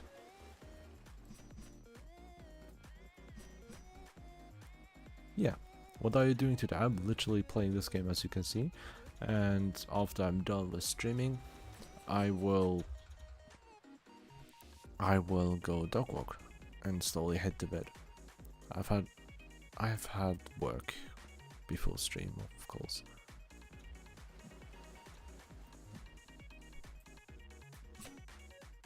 Hahaha, nothing personal, kid.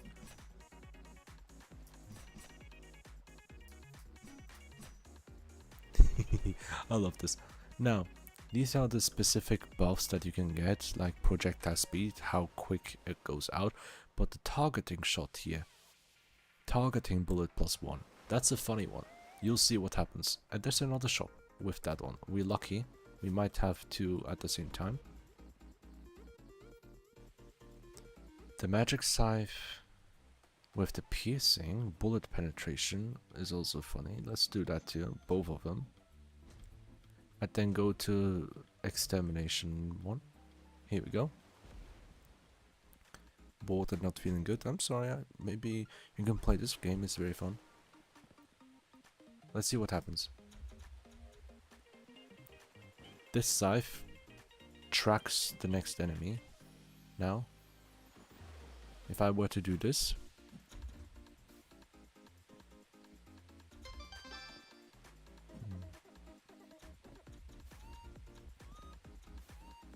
oh, beautiful. It can get even crazier with that, you know? Extra attack will be fun. I'm not gonna spend too much time here, just saying right now. I wanna do something that you can achieve quickly, like cooldown reductions and whatnot. Let's see, with the boss, 1 scythe will deal this much damage, 1 slash, 2 slash. Let me do this again. I can do this thing for this boss. It's so cool. It's so cool to do this. I get in and out. So weapon cooldown, of course. We try to get the cooldown reduction as much as possible, as soon as possible. And this fist here is also not a bad choice either. It's the one thing that helped me a lot for the previous run that you've seen me going all the way to 100. And yeah. Let's see what we have here. The relentless strikes, which means instead of 2 swipes I can do 3 now.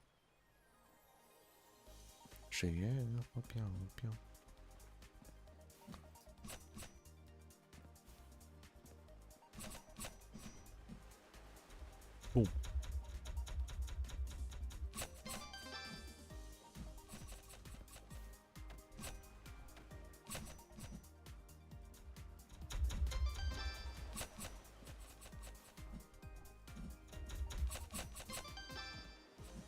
Boom. But I do not have any upgrades that actually increase my attack, that's why it takes me a while. Look at the magic scythe. Boom.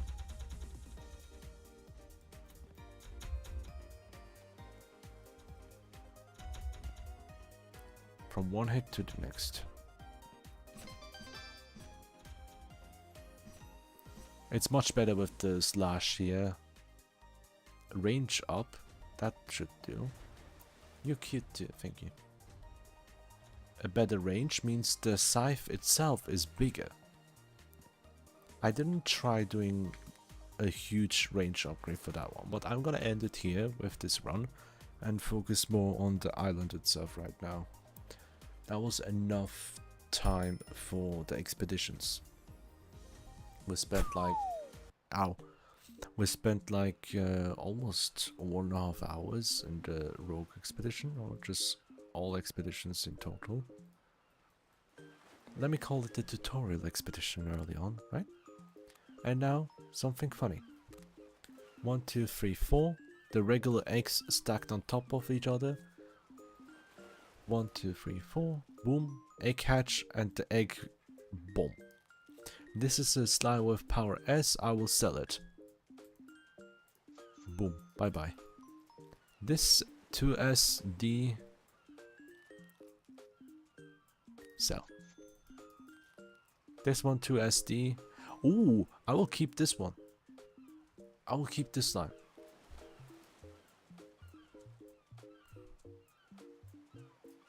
I'll rename it. Keep it in the box. Where is it? It should have an option, right? It's this one. Put it to the box. And this is a new hatch. Sell. I want to check the box because I'm trying to gather the highest stat and the lowest stat slimes. I already have this defense stat here. 0.08.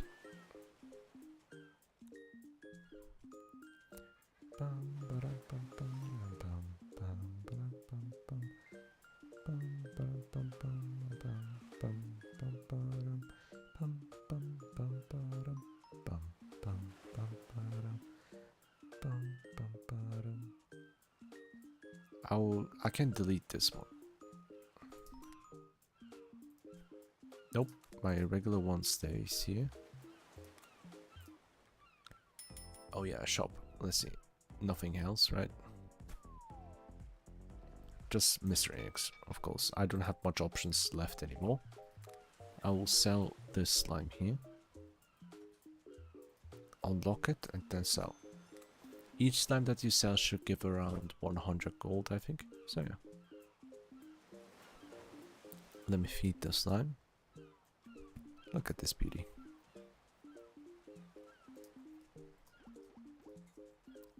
Okay, now for the eggs that I've never opened before.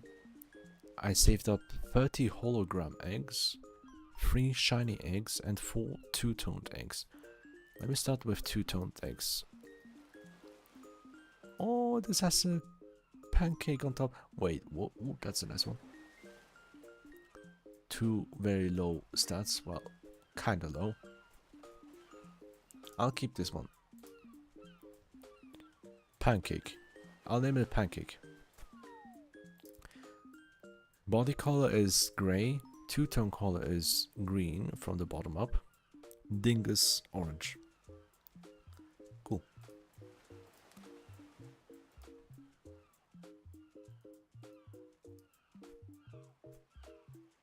With that dingus, it looks like some kind of a... Wait, we can actually make it like a cherry or something. That would be fun. Pancake. Send it to the box. We had that one, right? And then second two-tone. We get this one. Ooh, that's a nice tone here. Stamina 10, 12. No, I'll not keep this one. I will not keep this one. I'll sell it. And you can see the 666 at the bottom. After selling, it's 716. It's not 100 money that you get. So yeah. The next two tones. Ooh, that looks like a watermelon. No, not watermelon. What the hell am I talking about? That's an interesting two-tone. But I'm not interested. That's... Ooh, look at this one. It has an aura. This one has an aura with white, gray... No, it's grayish body color with a two-tone of blue. Stats are unnecessary, it's bad. Where is it? Oh, look at this one. That has an aura. A white aura. Sell. Boom. Oh, you get 50. By selling a slime, you get 50 gold. Here you go. The way I decide to keep the slimes are usually with their stats. Here you can see special stats here. I didn't want to spoil much, but I'm not gonna even mention it. If you see it on screen, you see it. Certain stats I'm trying to keep and breed later on. The thing is, the way breeding mechanic works is also funny. Let me try to see that right now. Equipped slime. This one, breeding here. If I wanted to breed my slime and this slime, cream and arrow mouse, the result is always interesting. It takes the colors into account for the offspring, right? Breeding will take a random value between the parents for each stat. So if value for defense is 10 and the other one is 20, then the value that it takes is between 10 and 20. It cannot be less, it cannot be higher. But let's make a better example. 12 and 13. The offspring cannot be lower than 12 and cannot be higher than 13. So by breeding, you don't gain offspring that are better than the parents. It is a certain stat that has been taken randomly as an in-between value, or it can be the exact value as well. To showcase this, I just got this one. This slime here now had this color. The two-tone did not apply, it's not a two-tone slime. Dingus color obtained from my angel. What it got is the A grade, like these grades have. I'm not gonna talk about the grades as much here, but from visually speaking, it got the hat of that other slime. It got the wings from my angel. The dingus color is also blue, as you can see here. Then from the other visuals, if you look closely here, it got the cat whiskers, the tail and ears, as well as the mouth, directly from the parent now. So it's always a mixture. Just so you know how breeding kinda is, it goes very much into detail. It's so cool, I love it. So to get the highest or lowest stat, whichever you want, it's best to hope for a good egg that comes out. So now I want to try something I never did, and it's the hologram eggs. I don't know, even for the shiny egg. A hologram egg. I've never seen this before. It's my first time, and I wanted to leave my first time for both on stream. Love you too, Becca. A hologram slime, let's see. Ooh, look at this one. It's a oh my god, that's such a stupid stat here. Okay, body color. The colors are normal. There's no shiny color. No two-tone, it's just a pinkish color with a yellowish dingus.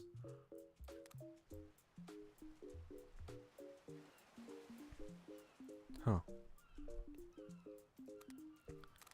How does it work with adding stuff?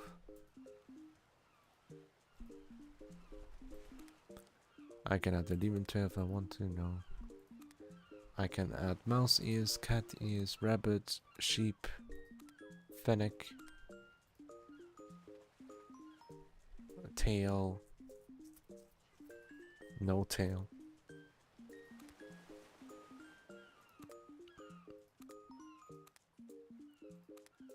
Da, da, da, da, da. Bum, bum, bum, bum, bum, bum, bum, bum, bum. Devil wings. Oh, hologram wings. I can get hologram wings. And then what else do we have? A red aura, a pink aura, yeah. A pattern being... No, not that one, not that one. I don't want that one. UFO, I don't care about that one. Demon pattern. Now look at this slime.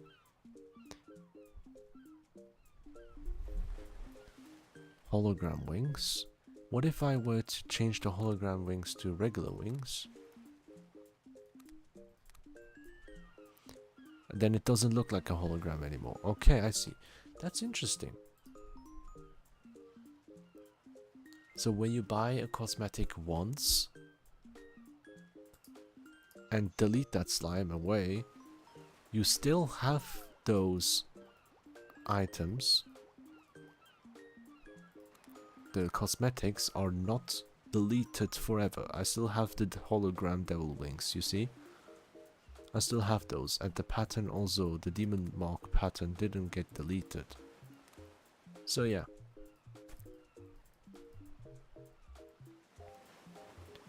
Okay, interesting. So the hologram slimes are literally just, visually speaking, a tiny change. Now, for the shiny eggs, these are the most expensive one to get because you can only grab them with crowns from a special shop that appears every now and then. Ooh. A shiny egg now.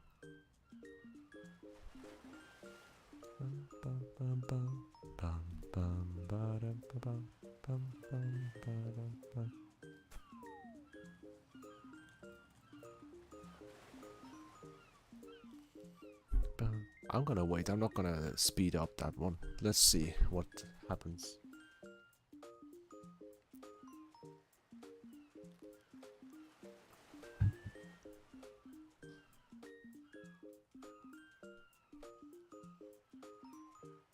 And boom. Okay, I see how it is. The stats are awful. Regular purple, magenta is all not magenta. It's pinkish, closer to pink. Orange dingus. Doesn't have two-tone. It has a shiny white. Wait, shiny color. It can change the shiny color. Okay. So we have the first shiny. Shiny 1. Go to the box. Ooh, now that's a cool egg. I like this color. Is it similar? No, it's not similar to my hair. Let's speed up a little bit and... Oh, hello there. We have a winner. Almost. We have a grey shiny color. Shiny 2.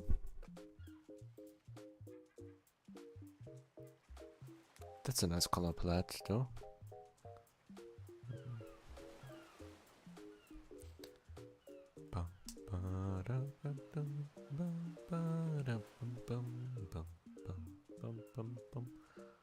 It's a cool one. Bye bye. And the third one. Come here, headpats. You want attention? Come here.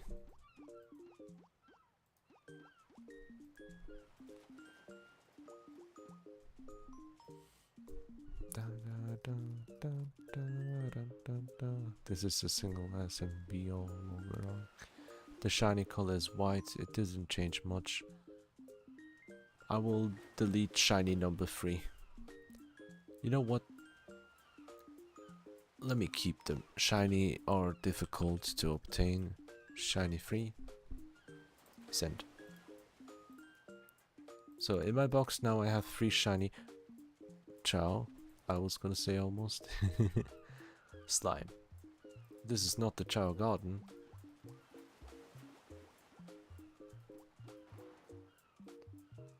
It feels like kinda.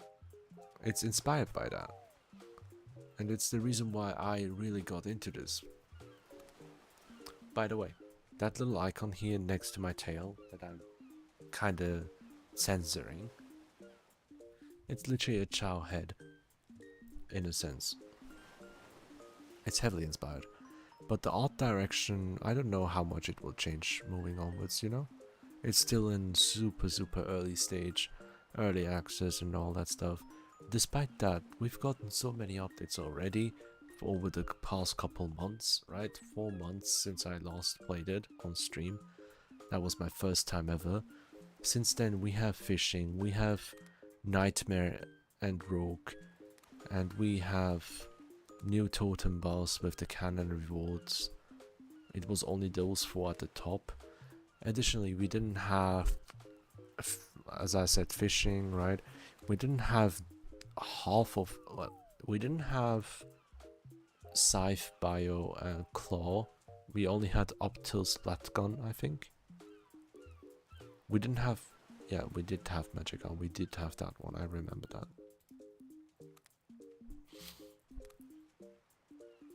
Dun, dun, bum, bum, bum, bum, bum, bum. So what I'll be doing on my free time is to get all the eggs, and I only keep certain eggs, those that are very appealing with their colors, and those with the lowest or highest stats, because the lowest is 10.00, the highest is 20.00. So yeah, welcome back.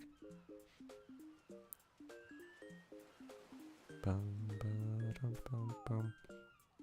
This is useless. Oh, boom. That's a cool color. Oh, that's a nice color here. Almost like navy blue, right? Don't like the stats though, but it's a cool color. If I send it to the box, do I see it?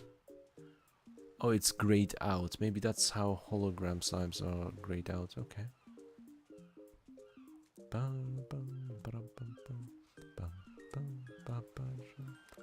I just like the color of that one.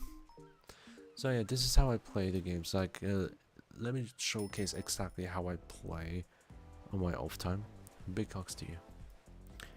I just go through the entire list here to collect 10 eggs, which is 1,000 coins that I spend. And from those 1,000 coins, I put 5 eggs here. Open this one, and if it's a stat that I need, ooh, that's a nice two-tone. Stamina grade is not that great, and where is it? It's gone. It flew off. I'm gonna sell it. I'm very picky. Even this one, nice hat, but I already have that. This one, not low enough. This one, delete. Oh, hello? No. Oh, that's cute with the blush. But I can do that myself as well.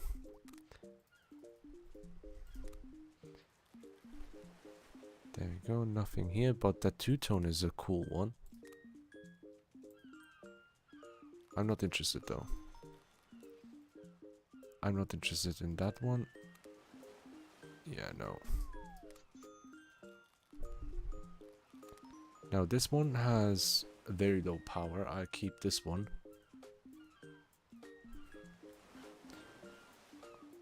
I name it at the after the stat that are the lowest, and then put it away. 11, 20,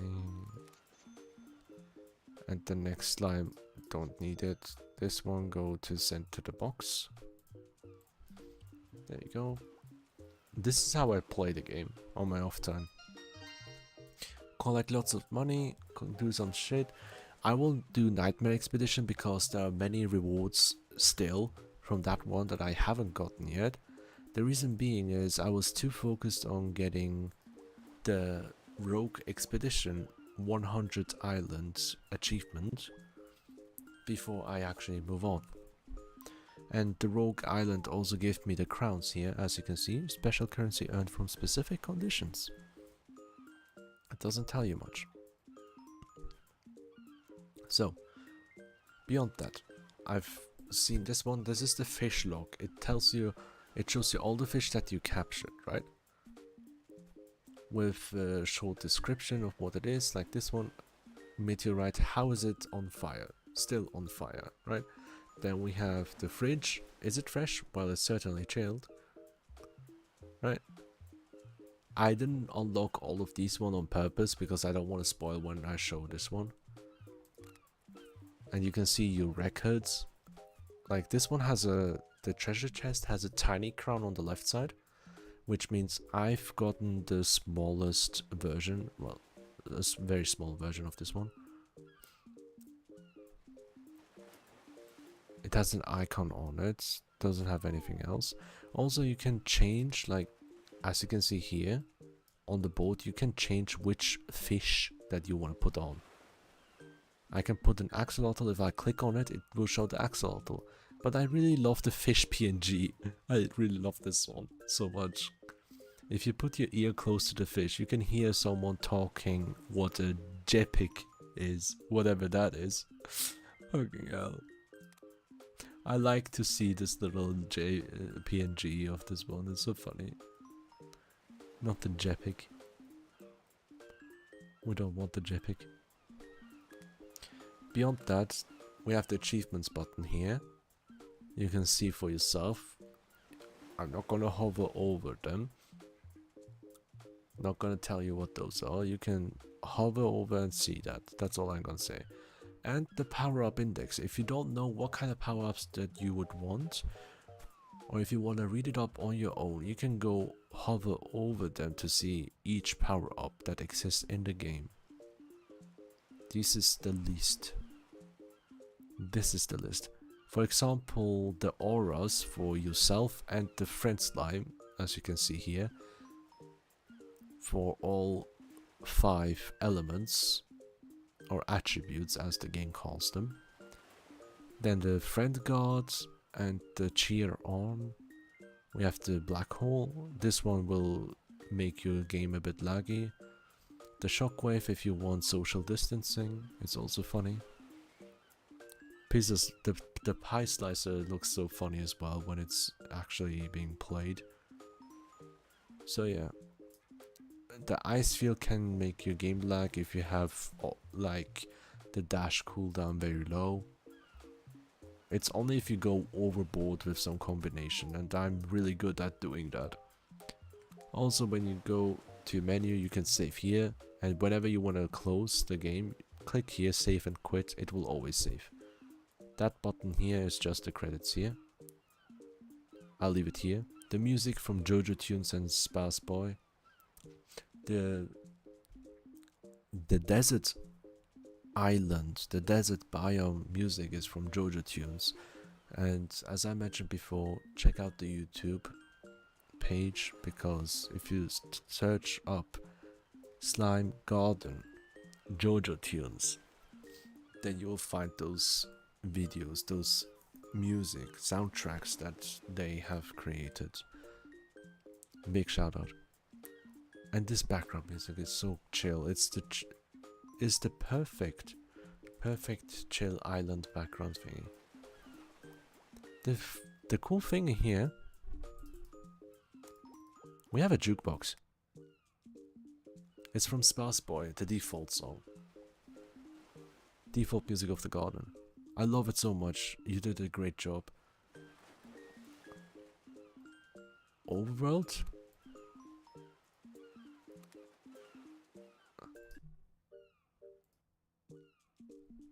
Yeah, default is the overworld.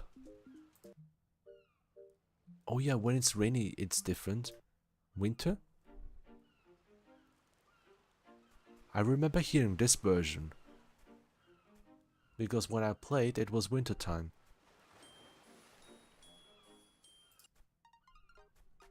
Yeah, this is the normal island level. And this is the second one for the capturing islands. Now JoJo Tunes added new biome specific music. The Arctic one. It's very cool. Dry Spell, my favorite one. It starts off interesting, but I'll tell you my favorite part.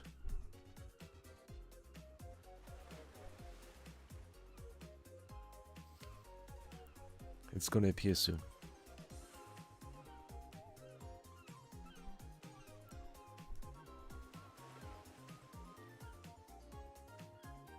It's gonna happen right now with the drop. Listen.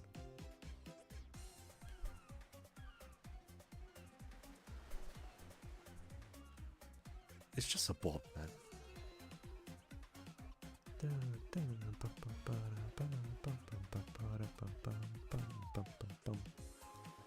So cool.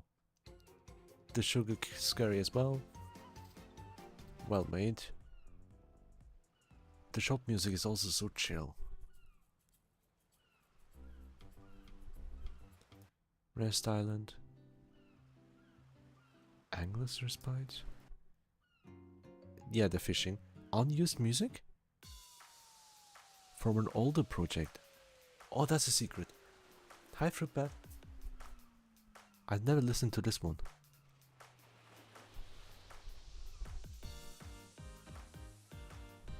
Ooh. It has some Sega vibes to it.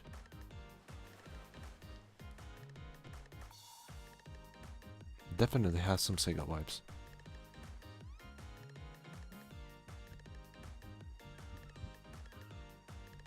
Ooh. I love it.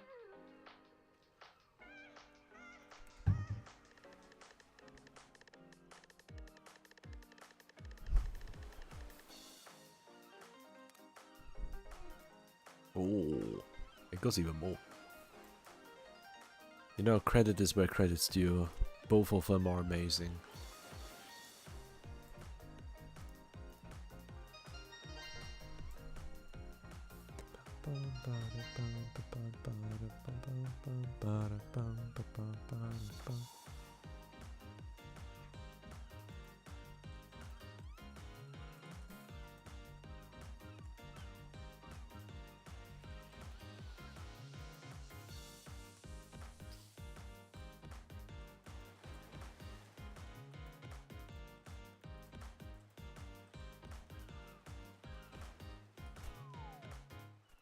Music is amazing. Okay, now it's repeating. Yeah. Back to default. Oh, you see that? You see that juggling? That was cool. I love to keep only 2 slimes here. Just these are the 2 slimes I started the game off with, and I have made a special bond with them. Especially because Iron Mouse has been like a loyal follower here. Completed the first biome of Fool's Expedition, April Fools. There was a special April Fool's event for the expeditions. It was very difficult, but I managed to beat it.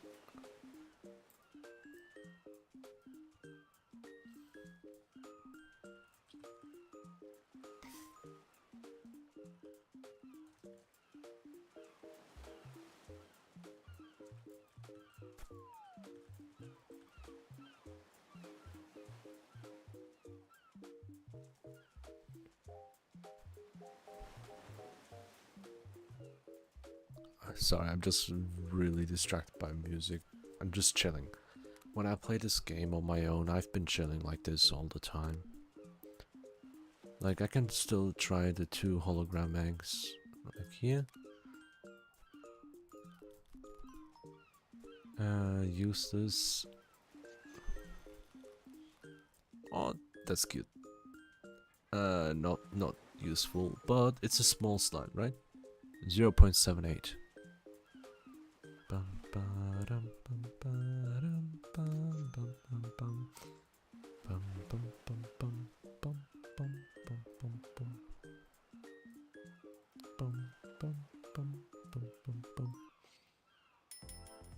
Let's see the shop. I haven't shown any of these items here. The back here has some other stuff that you've seen before while scrolling. It is what it is.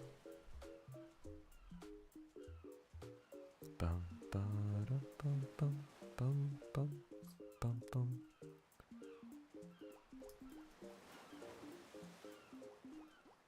Pet.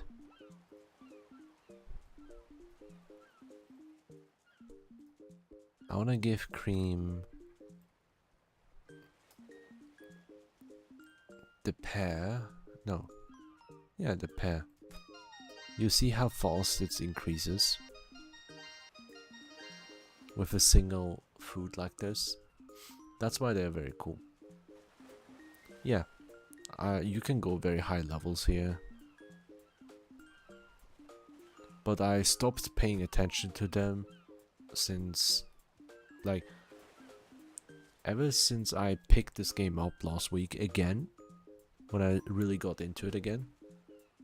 I haven't really done any of the stats grinding up here. All of that was from the previous times when I played it, from a couple months ago. But taking that break wasn't bad either, because I've come back to lots of content, lots of changes, as well as at the same time joining the Discord and really getting into the community. And talking to the dev is also such an amazing feeling. From all the others as well, I've seen some people talk or mention about stuff that I didn't even know about, and that's so cool having conversations like that.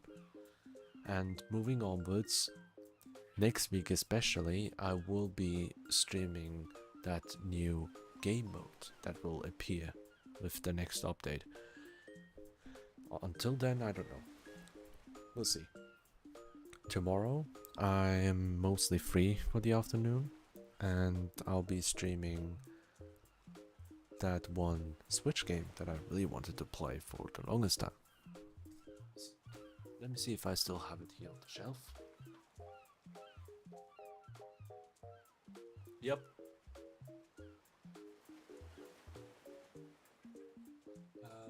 One sec. Huh. Open the thingy up. Super Mario 3D World. We're finally starting that one tomorrow. Starting from around 2 PM afternoon. We'll see. I'll have lots of time tomorrow. I'm so happy to finally start that. So I'll be playing Super Mario 3D World tomorrow and having slime content, the slime garden content, moving onwards. From the stream, from today, I will try to make a video, try to cut it, but for that I have to wait for tomorrow at least, before I can download that stream, because I was too stupid to forget about start the recording. Like, I just went live without hitting the record button. I'm so stupid. Should have done that from the beginning. Because now I have to wait until it's processed to high quality. And then download the entire thing. And the quality will dip a little bit if I want to edit a video. But that's fine. I'm willing to do that regardless. And after that, I'll see what kind of videos I can make. I want to make like an introductory video, like how to get started, like the first steps. You know, if any one of you have seen my Kingdom Hearts video, if anyone does remember that one, the Minecraft Kingdom Hearts mod, getting started. And I can do a similar one with the title sense for this game. And that's my thought process for now. Beyond that, I am willing to create multiple shorts for this game, talking about certain aspects, certain spoiler territory with the grades that I've spoken about, right? Tips and tricks, I've been thinking of doing that a lot, like guide-like shorts, like multiple shorts for each category. And yeah, on how it affects certain things. There's so much stuff to do. And one of my goals is to get the grade 20, like the base stat 2000 if possible, getting as close as possible to that one, all stats being at 2000 if possible. It's a very long process, and only about 5 people have done it so far, if even. I want to do it with a purebred slime, without modifying these stats, without modifying any of them. That's why it will take a very long time.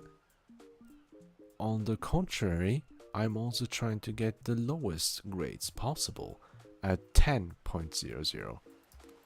So to do that, to get a slime with 20, I have to do this, check if that new slime that hatched, like this says 10, it's rounded up, right? But it's 10.36, right? I wouldn't use this one for breeding because the lowest it can go is 36, 10.36. I want to get close to 10.00, a flat number. That's what I'm trying to do. And on the other side, on the higher end, to the 20s, right? I want to try to create the worst and best slime. Those are my long-term goals.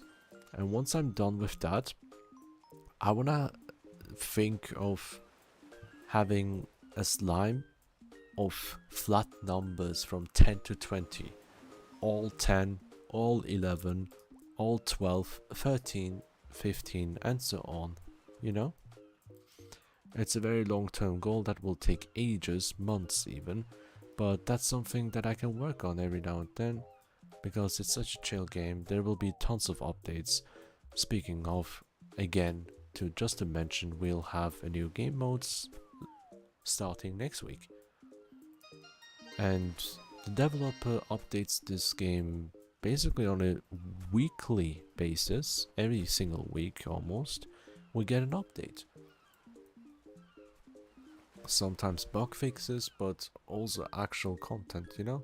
Let's say a single accessory has been added, like a couple accessories has been added, new fish has been added, new items, some balancing adjustments, you know? All of that stuff. I love it. And here's the Ko-Fi page, I'm gonna click it.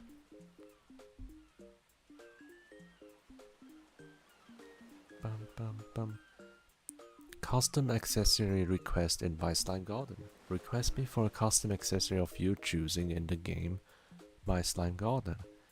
That is when you donate $5 or more. So far there's 14 that's been sold. And that way, being a donator gives you, oh look, a secret merchant. Wandering shop. Let me refresh first. The wandering limited items. Now the food is all the mystery course, as you see, costing a crown. And here on the right side, shiny egg, costing 4 crowns. And some regular eggs for free. That's how you use up the crowns. Let me see what we have for these slimes.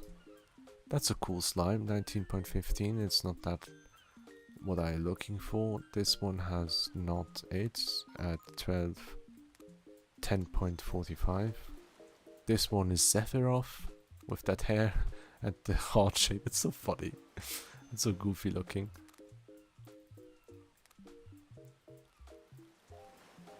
Ooh, 07. I'm not sure, do I have lower than that? 07 for the top one.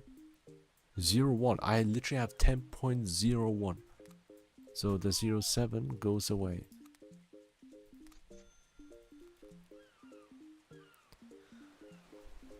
That's how I play the game for now, you know?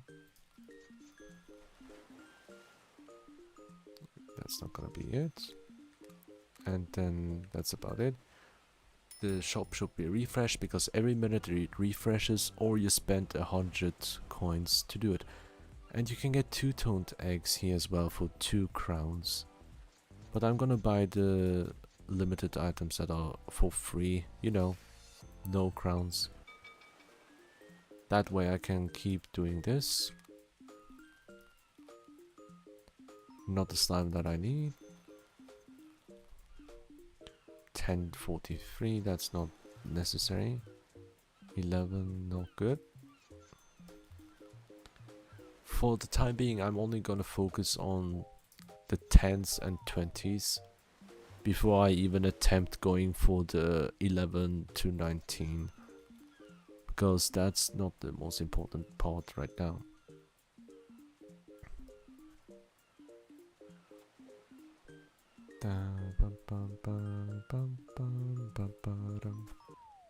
Let's see, new shop refresh. Here we go, shiny egg. Lucky me. And I'm almost out of crowns already. I have only 3 crowns left. I cannot buy anymore. And the wandering merchant here, the special shop, only appears every now and then. Doesn't appear so often. Ooh, hello. Now that's a funny slime here. I might keep this one for the sake of breeding, maybe having it easier. Breeding help.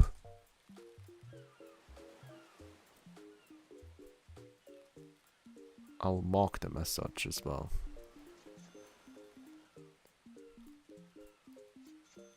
And boom, a pirate. Not usable. So yeah, that's how I play. And there's no need for me to stream another time where I'm just buying eggs, opening them every now and then while doing something else in the background, like watching a video on YouTube, you know, or being in a voice chat with my friends, you know, having this in the background, sometimes opening eggs. It's a cozy game for me. I love it so much. And I can't wait for the future of this game. I want to create more content for every topic that I can think of that feels necessary. There's barely anyone making any content about this game, but the one thing I'm really happy about and really grateful of is none other than Choa. It's that one well-known Chao Garden content creator. That person has made a video about this game, and I saw that thumbnail and title in my subscription box, and I'm like, oh my god, no way, I have to look at it myself. That same day, I downloaded this game without even watching the video and streamed it immediately with my first impressions. That was 4 months ago. Without Choa, I wouldn't have stumbled upon this game, and that's why I'm really grateful for that. However, beyond that video, I barely see any other people making content. We need to fix that. This game needs to be seen. This is a passion project through and through. And I want to be supportive because I really care about this game. It's been right now 55 hours of playtime on Steam for me. And that will change very quickly. 30 hours in the past week, that's a lot for a game like this. I enjoyed a lot. Unfortunately, the pinned comment couldn't be followed, so instead I'll do something else because I have reached Island 100 as my own challenge. I'll add a $10 donation at least and create content as well. I'm not doing this because I was asked to by the developer, it's because I really want to. I hinted at certain stuff before. I want to create artwork for this game as well. Fan art. I want to create fan art. I'm not doing it for it to be used in game. I'm not expecting anything. I'm not here to change or tell the devs like, hey, I want this to be added and expect it to happen. No, I want the developers to do what they want within their own vision. I'm here to help with certain stuff, like during the rogue expedition, we have figured out a lot of things, like the fact that there's an exploit with the friend slime that you have yourself. You can stack it on top of yourself, right? That's a tiny exploit no one knew about. I've just figured it out. And other stuff as well, like the tiny bug with the weapon being locked. Figuring out stuff like that. I really enjoy that communication aspect a lot. I love being a part of this entire cycle. I love indie games a lot. And another indie game I wanna really showcase, no, not showcase, but recommend people is a mobile game. Two, in fact. It's called Epic Conquest and Epic Conquest 2. I've been playing Epic Conquest 2 again after a while. Epic Conquest 2 and the first one, especially the first one, is amazing. It's been a game that's been going on for more than a decade. The game is done. There's not gonna be any updates. I've heard news about Epic Conquest 3 being in development. I don't know for sure, but I really enjoyed it. I was there more than 10 years ago when the first game was still in development, when it wasn't finished yet. I saw only a single region being available, the second region unlocked, the third and fourth, and that was the finale. A new character has been added, 2 new characters have been added. A couple years later, Epic Conquest 2 released, and now, after many years of a break, I come back to it. It's a finished game now, only on mobile. It's still amazing. It can be a grind sometimes, but if you really like RPGs, action RPGs, give it a go. It's a mobile game after all, you know? It's very cool, and I've been kind of falling in love with indie games again. I love it. I love it all. For all the indie developers, thank you so much for pouring your heart and soul into these projects. I can feel your passion, and I'm truly grateful of it. Take care. Take care, and thank you. Thank you, everyone. I can't wait for tomorrow. See you soon. Yeah?